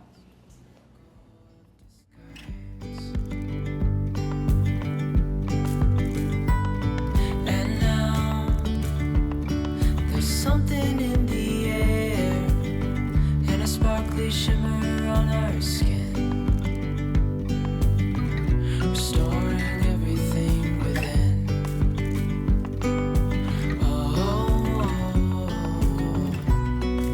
Dreamy, breezy, we go. Easy, easy on our tiptoes. Undercover agents of the other. Beyond gravel, beyond all.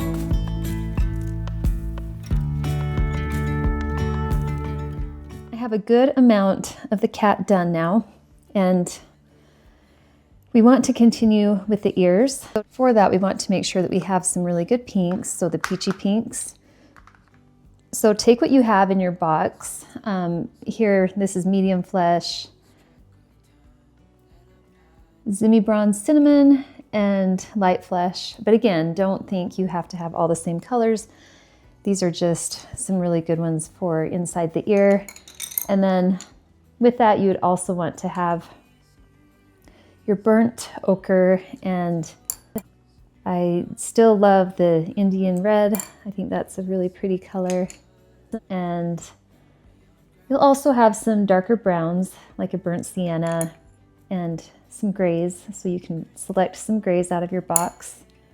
Charcoal, and a dark burnt umber is really good. And keep the white handy and the ivory for the burnishing. I also like this color. It's called warm gray. That one's good. So I've used the burnishing throughout. And so anytime I do a series of lines or scribbles for the hair, I constantly take the white or the ivory and I just go over those areas. And that's how you get your softening to make it look more realistic. So just know that as I was doing the time lapse, that was a technique that I was using. So I'll do an ear with you and explain everything, and then I'll put the other ear on time lapse, and then I can explain as we get down into the legs. Then the background, and at the very end we'll add the whiskers. So we want to start with the pink. Okay, this is the light flesh pink. And this one, we are just going to go in here and do a base color behind the hair. Remember how we drew the hair? So we're not going to cover all of it. And also we can use that white acrylic paint to do the hair detail in there. So we will keep that handy for later.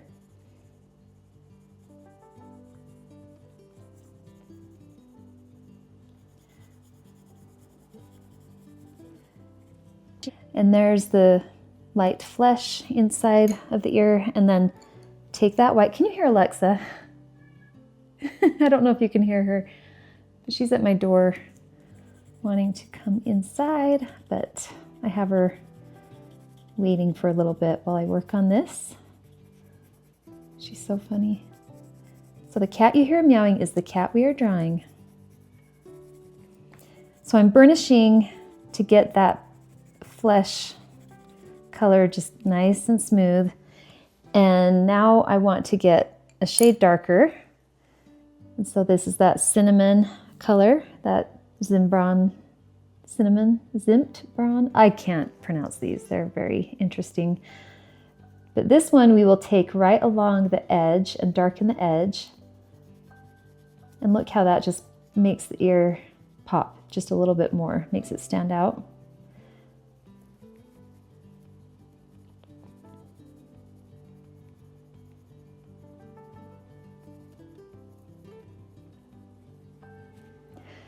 And then we want to keep getting a little bit darker. So now you will take the burnt ochre, do the same thing, come up along the edge, and just deepen that color a little bit more. I'm going to have you go around here too. It's nice to have a good base over here to work with where it's darker.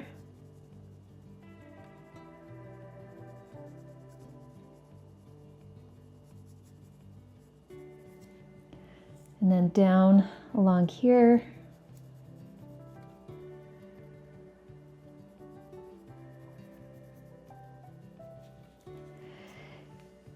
And the ones that you've used, you can just push aside so that you don't get confused. This one is medium flesh, and we will come in here and just kind of squiggle through here. You don't have to make it solid, but just have that color showing up in the background. Put that aside, and now we're going to get darker. So now I have the burnt umber, and this is where I want to darken even more.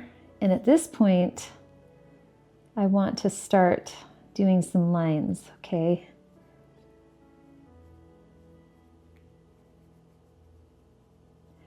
So as you're darkening on the edge, you're going to come in and do some pretty big strokes.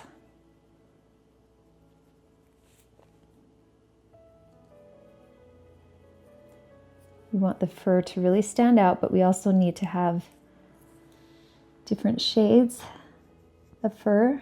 So there will be white, but also in between the white, she has a lot of color. And then obviously the shadows back behind have to appear. So you have to keep all of that in mind. But I'm just taking this dark and going around, making that ear stand out even more. And then we want to put that aside for a second. And I want you to take gray. So this is the cold gray. And we want to go over this area right here with the cold gray, neutralize that yellow ochre color.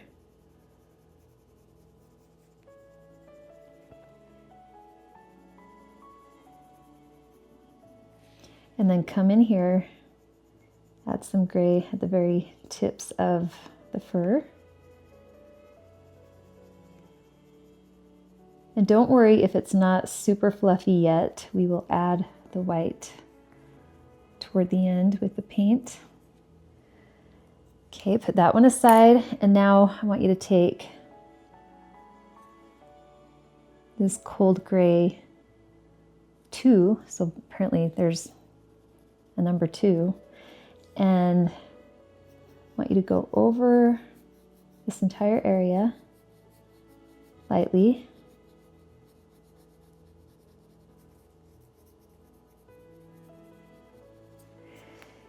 And then take your white and we will burnish. So push down really hard and color.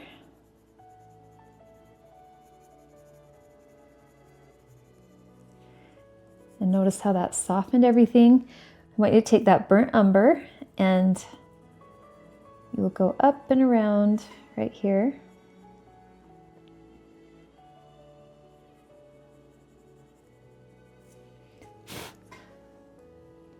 And then take that again, and we need to do some hair strokes. There's Alexa again, crying. Please let me inside.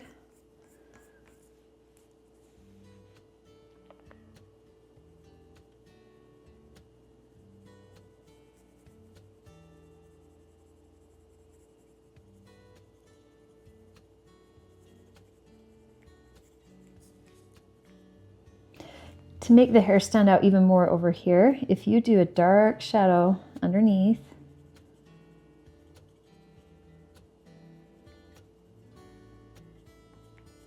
and then do some light strokes back,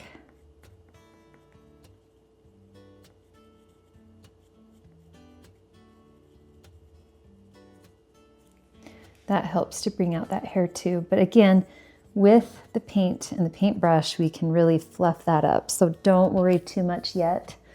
We will take care of that. And now I want you to take a warm gray. This is warm gray too, but if you don't have that color, you can do white and a light, like a really light brown.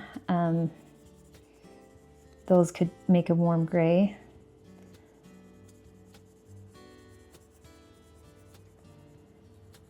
If you don't have that color, white and a light gray with a hint of brown can make that color.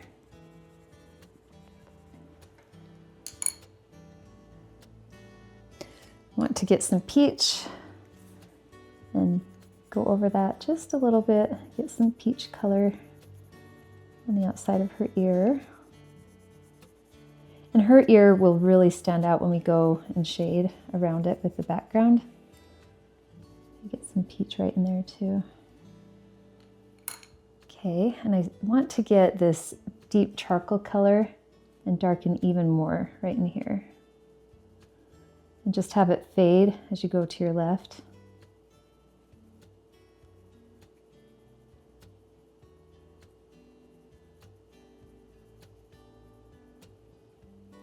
And then up here we want to do some hair strokes to make it look real. Do some dots up in here.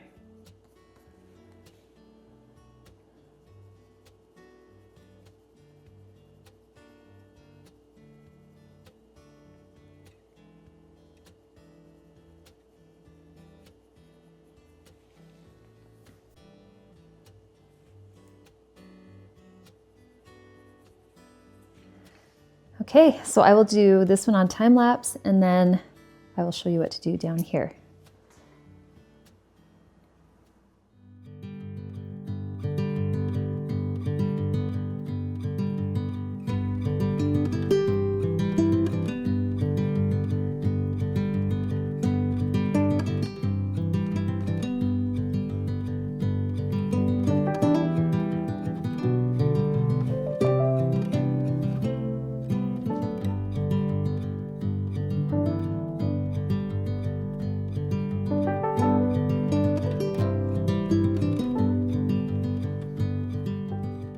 Now that the ears are pretty much done other than the paint later, let's move down to the paws.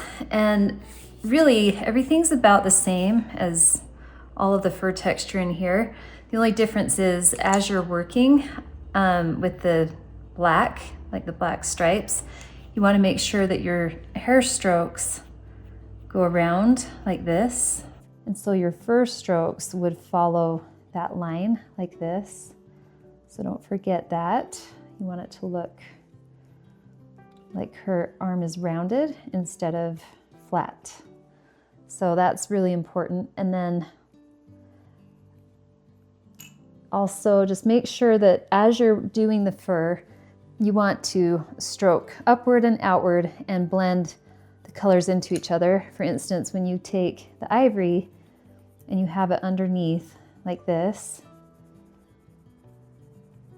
you have the black above, but then you want to take your ochres and come out of the black with the ochres and do some fur strokes.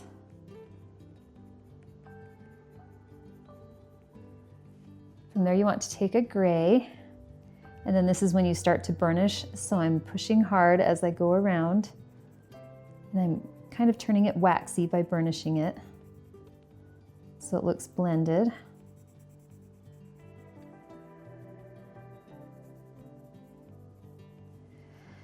And then as you go up here and do the same thing, you just stroke your fur upward and toward the next line. And so from here, you would stroke out like this.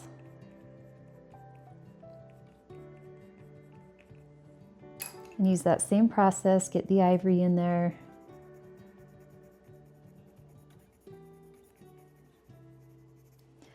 Get some ochre in there.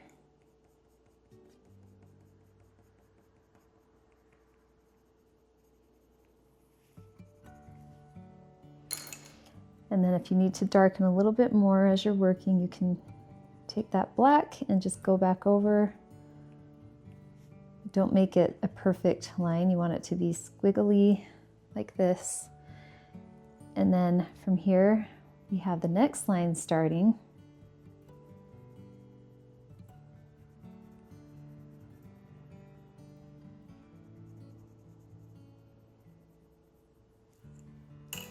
and do the exact same process, but coming down. And this is where the hair meets up with the other hair, and that's when it starts to look just a little bit more realistic.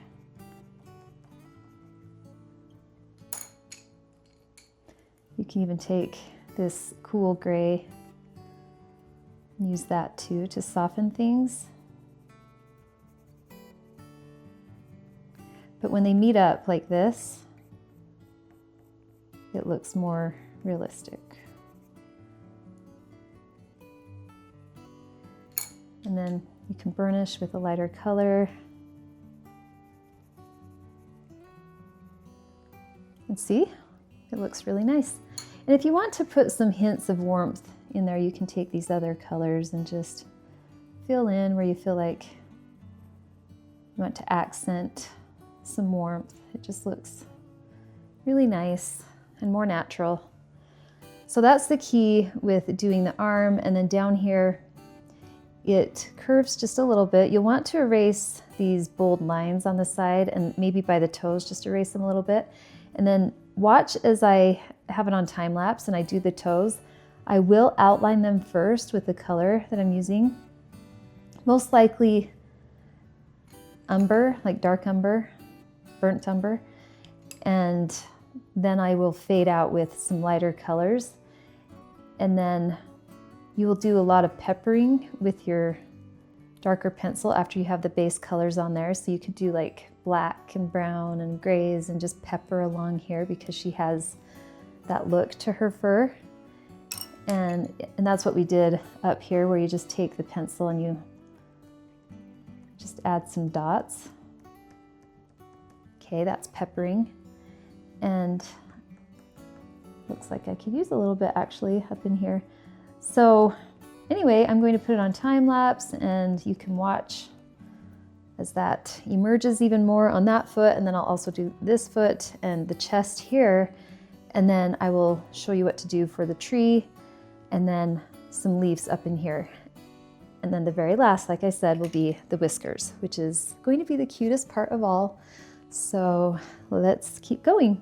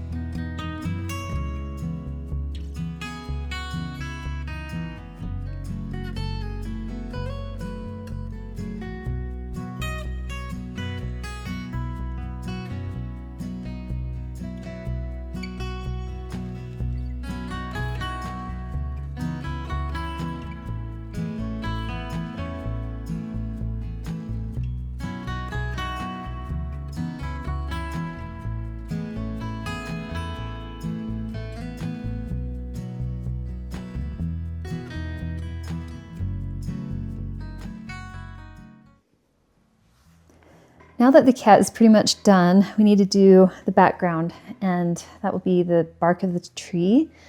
And then we will do the leaves up here. So this shadow that's on the tree is really important, because as we go around the legs of the cat and around the side of the body, it makes the cat stand out a lot more.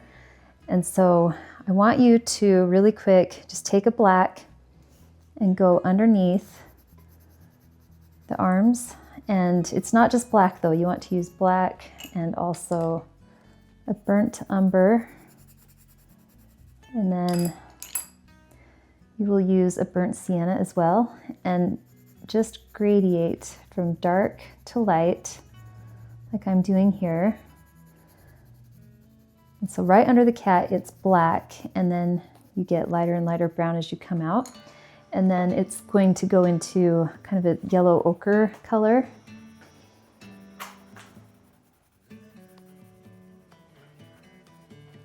So let's start with that. I'll put it on time lapse and just watch where I color.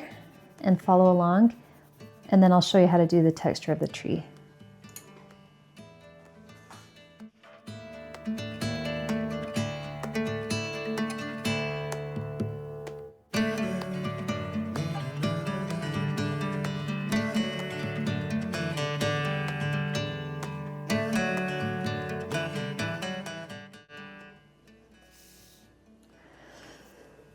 So on the background up here, you want to do a gray base, and we will do gray and then a lighter gray.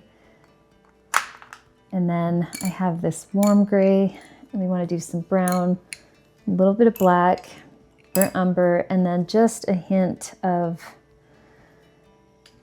burnt sienna and also terracotta.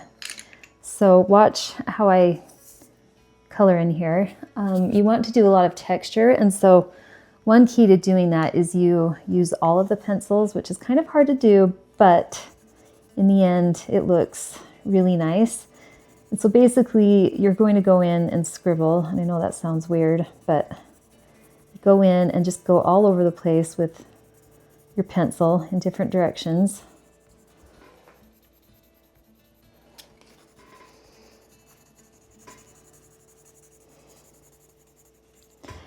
And then you take browns, do the same thing.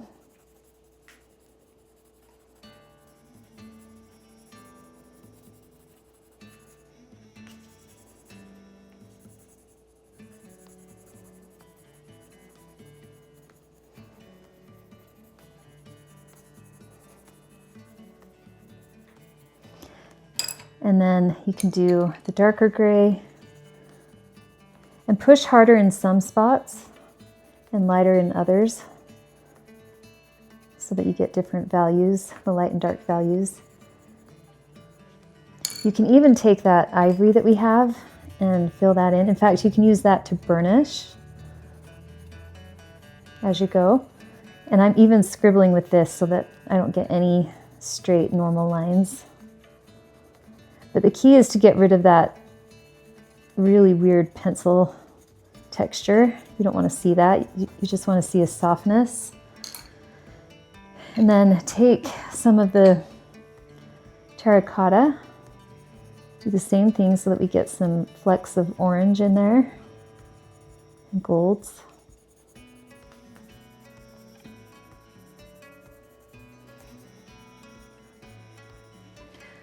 And then black, you'll want to go in and do some texture with the black.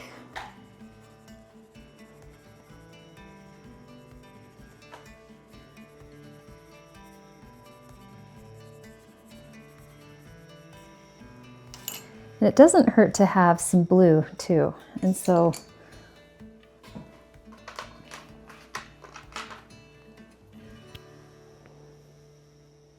this is a bluish green. And you don't want too much blue, just a little bit.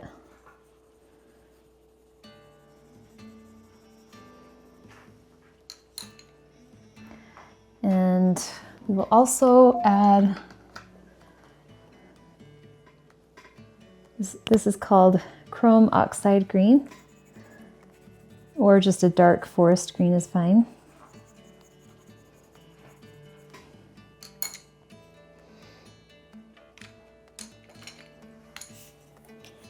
And then burnish those colors together.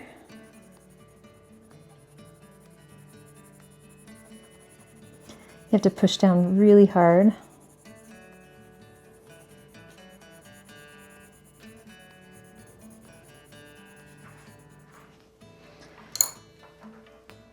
And then toward the top, you want to get a little bit darker, and along the edge of the tree where it meets up with the sky, you want to be darker because you want really good contrast, and it also makes the tree look three-dimensional if you're darker on the edges and then lighter toward the center.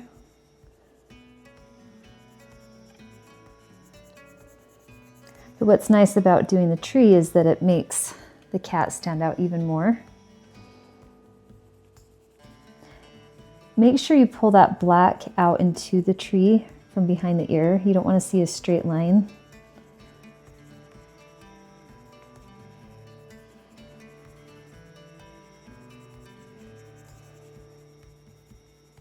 You see how that's blending outward with the tree? Yeah, it's not good to outline anything really with a line. You want to do it with a shadow.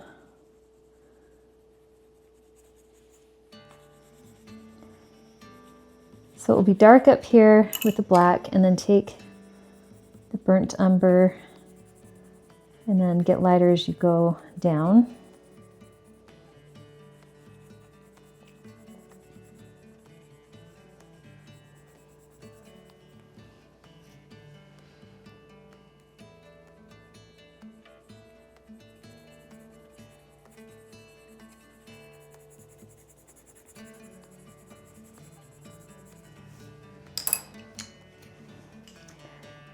We can even use the raw umber. It's a really pretty color.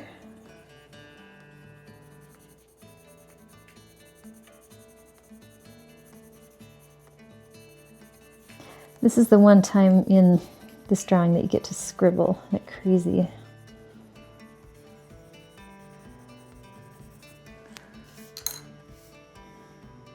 So the key is with the tree is a lot of color. If you have a lot of color in the bark, it's going to look more real. And so we have a really good base color system in there. And on top of that, like once you get it all burnished and soft, then you can take your black and actually go in and do some tree texture. So this is a very rigid wood. It doesn't have the grains in it that you'd see in normal wood. Like this is a lot more textured. And so just take your black and go in and add some dark textures in there.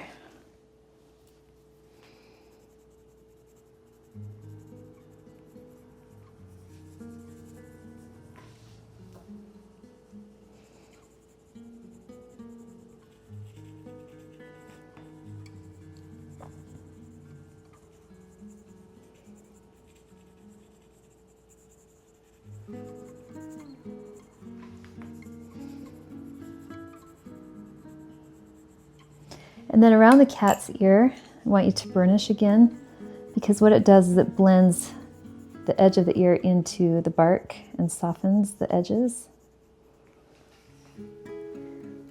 And that's really pretty actually. Like if you cover this area and go all the way down, and then down here it's going to get lighter. And so maybe I'll hurry and show you how to do that, and then I can put it on time lapse again. So over here it's lighter, down here it's a little bit lighter. It gets darker again here, darker again up here, and then dark here. But in the light areas, you would want to use the ivory as your base. I need to sharpen mine. And the texture of the wood down here is a little bit bigger. Like you can see chunks of layers of wood.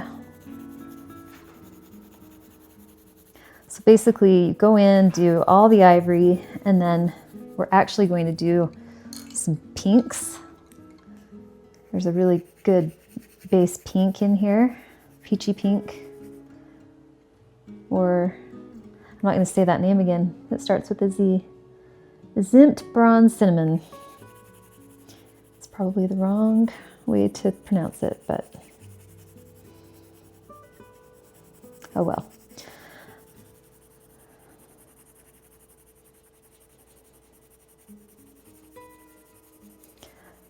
Okay, so you have the peachy pink, and then we want to get the terracotta in there as well, the orange.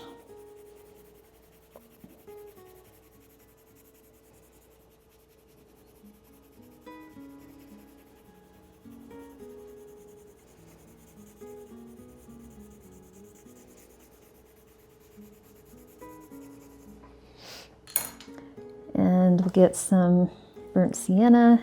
In fact, we're going to pull this color down because We don't want the kitty to look outlined.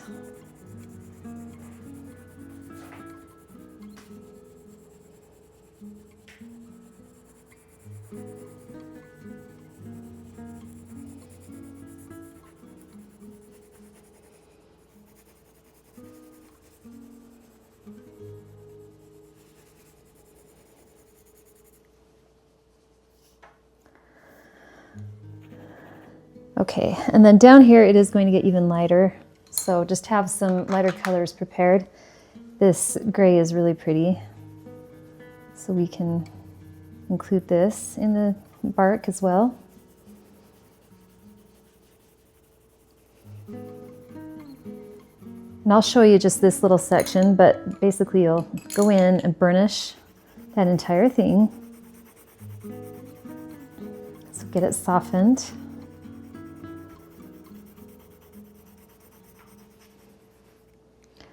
And then go in with some black. I want you to do some squiggles coming down.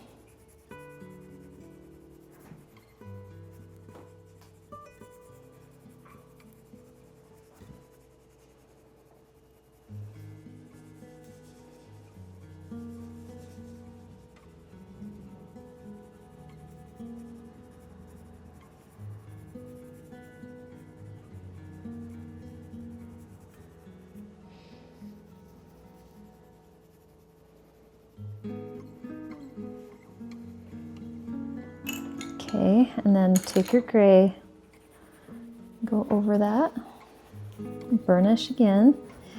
And then what's cool about down here is you have these really big chunks of wood that you get to draw in, so they're different layers.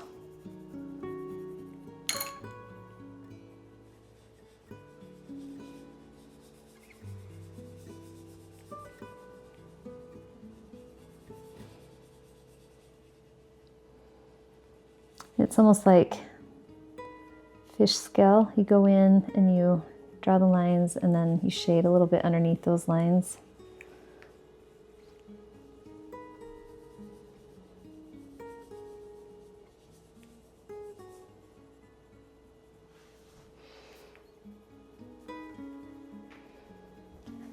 And so you can create your own pattern, but just make sure you make it look textured as you go, so it looks like wood.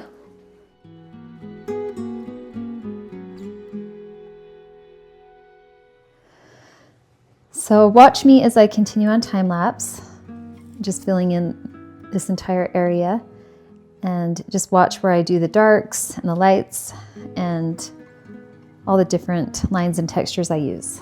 Oh, and one more thing. There is a little leaf, actually two little leaves right here that I'm going to include. So watch where I draw those, and then we will use green later for that. And let's keep going.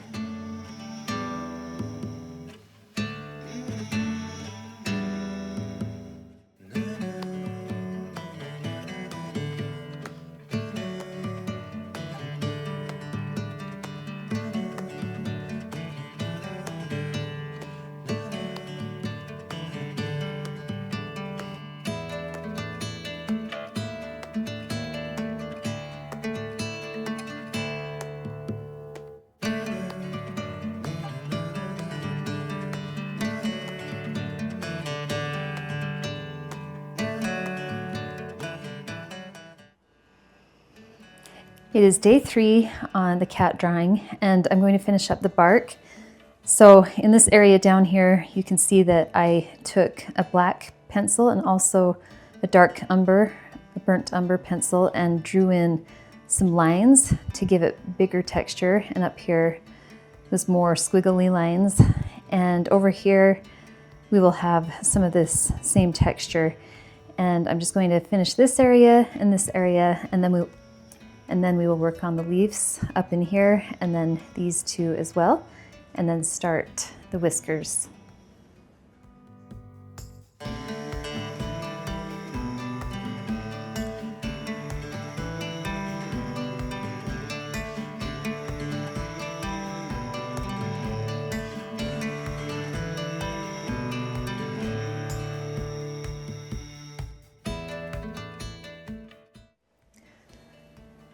We are now going to do the leaves, and you can see the colors that I've selected.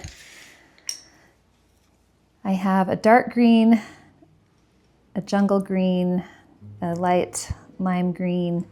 This one is grass green, and then kind of a bluish green, and you want a cadmium yellow, and burnt ochre is really good to have too. And then some blues are nice, and I just did light blues and gray, and this is a cool gray. And basically we are going to start with yellow, and so I'll show you on this leaf. So you want to color the entire thing yellow first as a base on both of them. And we already have the shadow underneath, so make sure to do it really dark underneath. And then you want to go over with the light green.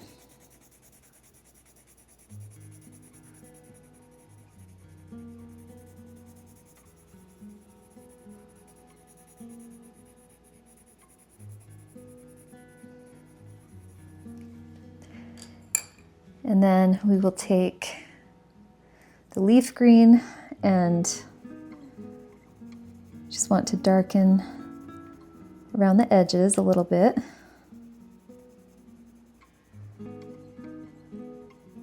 And at this point you want to reveal some of that yellow green underneath. But basically I'm going right up to the edge and burnishing with the brown to get that waxy look.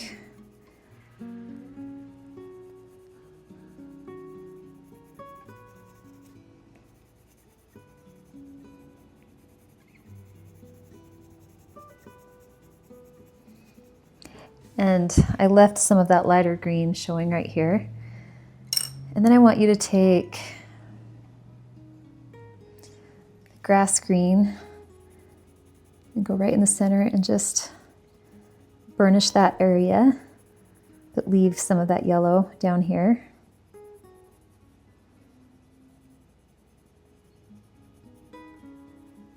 You don't want to see any white around the edges at all, so make sure you burnish all the way around. And then with the dark green, we want to go in and make it look more natural, and so you'll just do a few little shadows on the leaf.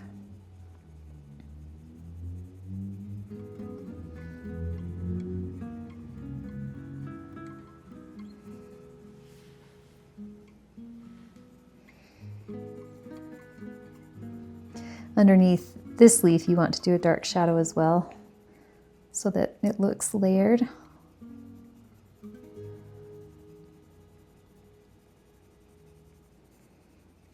And then from here, I want you to take this cream color and burnish the entire thing. So just push down really hard.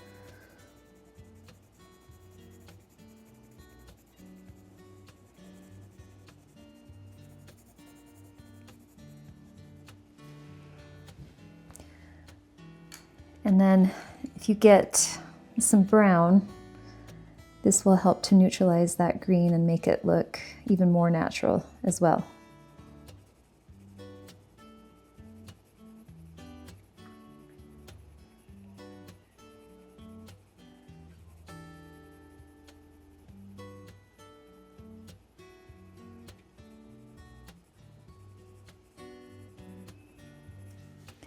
And then you can take your blender and blend that in. That also helps to burnish.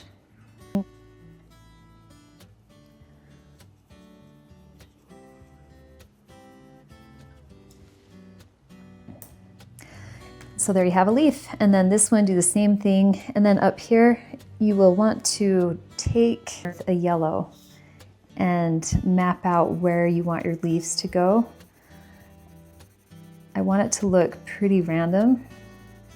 And so I'll start in the corner, and then basically you'll have a few holes here and there where light is shining through. I want it to look very abstract.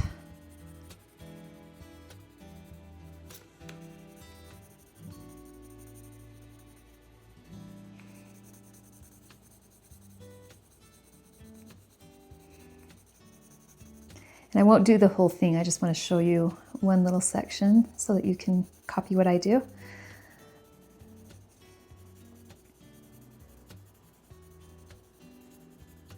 When you have a really detailed drawing like this, you don't want to have too much detail in the background because it takes away from it.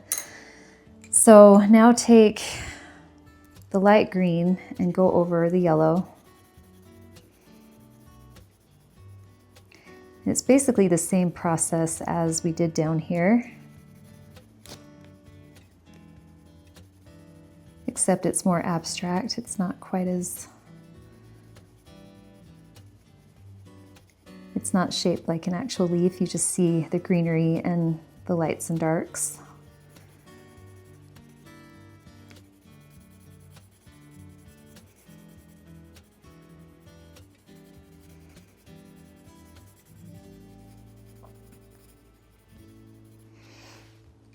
And you just keep building your colors like we did down with that other leaf.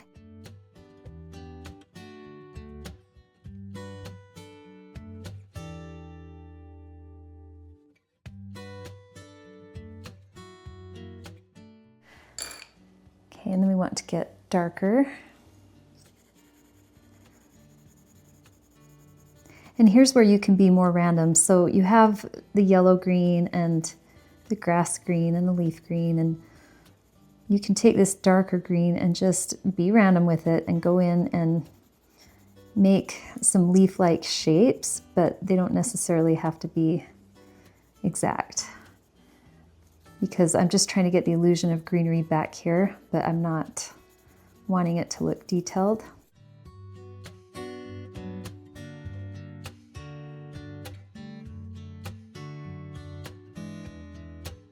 Take some white. That one had some dark on it, so just be careful of that. And go in the white areas and burnish, but then also extend that white into the green. And what will happen is it will start to get waxy looking and blend, and that's exactly what you want, because then it just has this pretty illusion of light going through the leaves.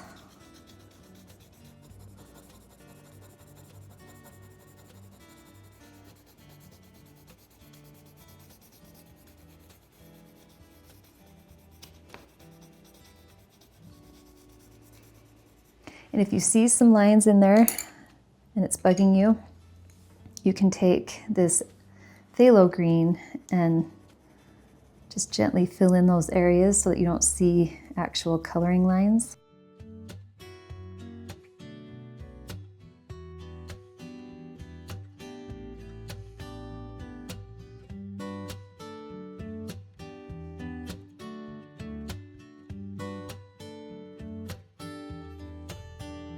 And then up at the top, if you get a little bit darker, then it will help to frame in the picture a little more.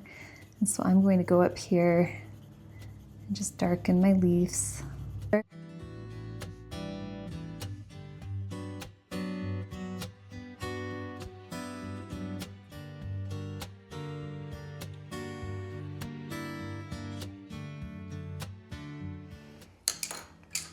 And then take the cream color, burnish over all of that.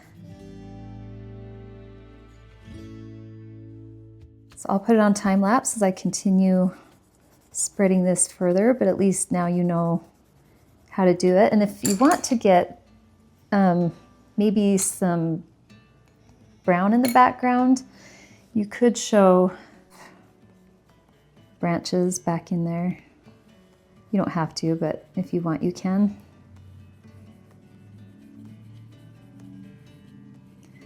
That might just add a little more detail. Okay, so I will continue along here and then you follow along.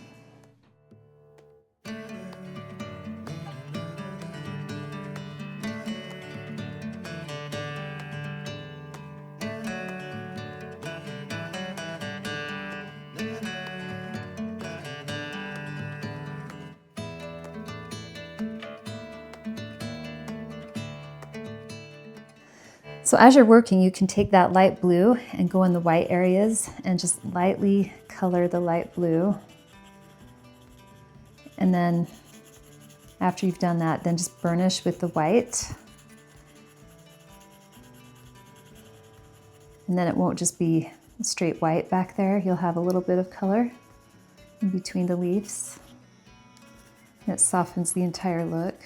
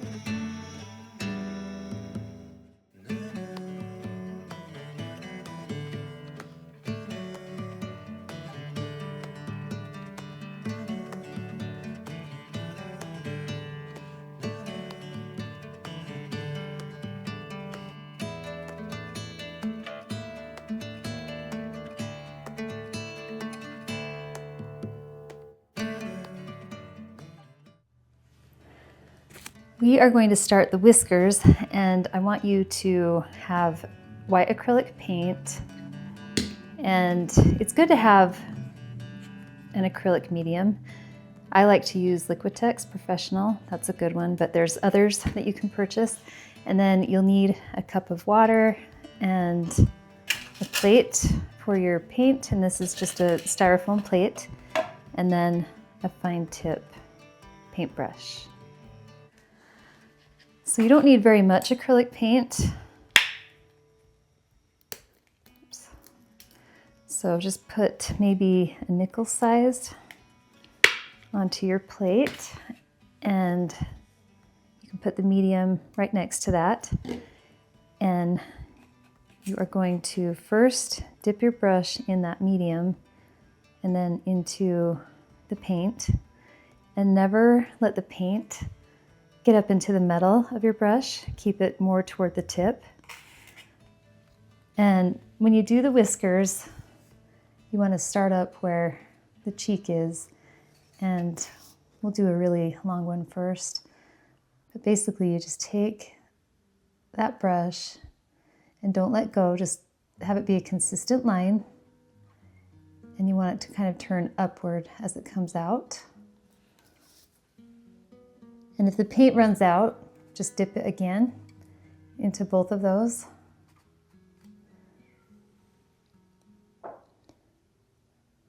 And then gently continue that line.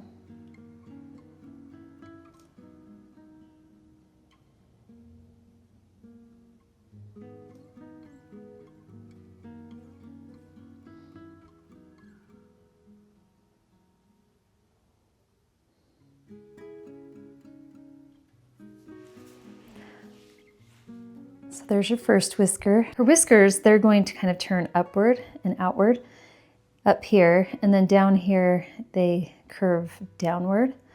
And so as you're working, just watch as I do those. But the nice thing about the paint is that it stands out against the background, against her fur, and it just gives it a nice, smooth, polished look. So watch as I continue that with time lapse.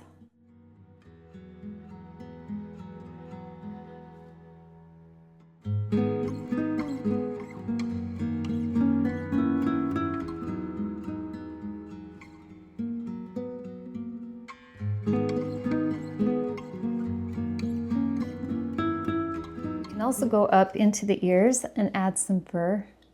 So just take your paintbrush and go in. Don't do too much. Just add a few pieces of hair up in there. And it will look more realistic. And then you can also find areas around the cat where you can just do a few strokes of fur.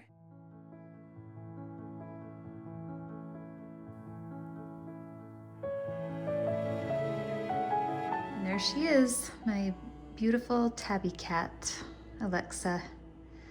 So I hope that helped you a little bit, that breaking down those steps and showing you from sketch all the way to color and then the paint at the very end. If you work on it over a period of time and not stress out, just really be easy on yourself, you can do it for sure. It just takes practice. But those Polychromos are so amazing to use, and everything just looks so realistic in the end. So I highly recommend that if you don't have them, that you purchase some for yourself, and you will really enjoy them. So I want to spray my drawing with this Krylon UV archival varnish because it keeps it from turning yellow. It also protects it from UV light shining into the house through windows. So it's a really good one to have. Do you agree? Blue is telling us all about it. It's winter, so it's kind of brown and ugly today, but here's my cat drawing. Hi, Blue. And I'm just going to hold this about 6 inches away, and I'll start spraying. You don't want to breathe it in, so hold your breath or wear a mask. You're just going to go back and forth. And there you go. It's done. And then just wave it. Do not spray this inside the house. Not a good idea. But today's a nice warm day, so I thought it would be good to come out. And there you go. Thank you so much for tuning into my channel. I hope you enjoy this project as much as I did. If you love my art and want to purchase my fine art prints or merchandise, be sure to check out my website at andreakirkfineart.shop. Don't forget to like, subscribe, and share this video with your friends so I can continue making high quality content. It would mean the world to me. See you next time.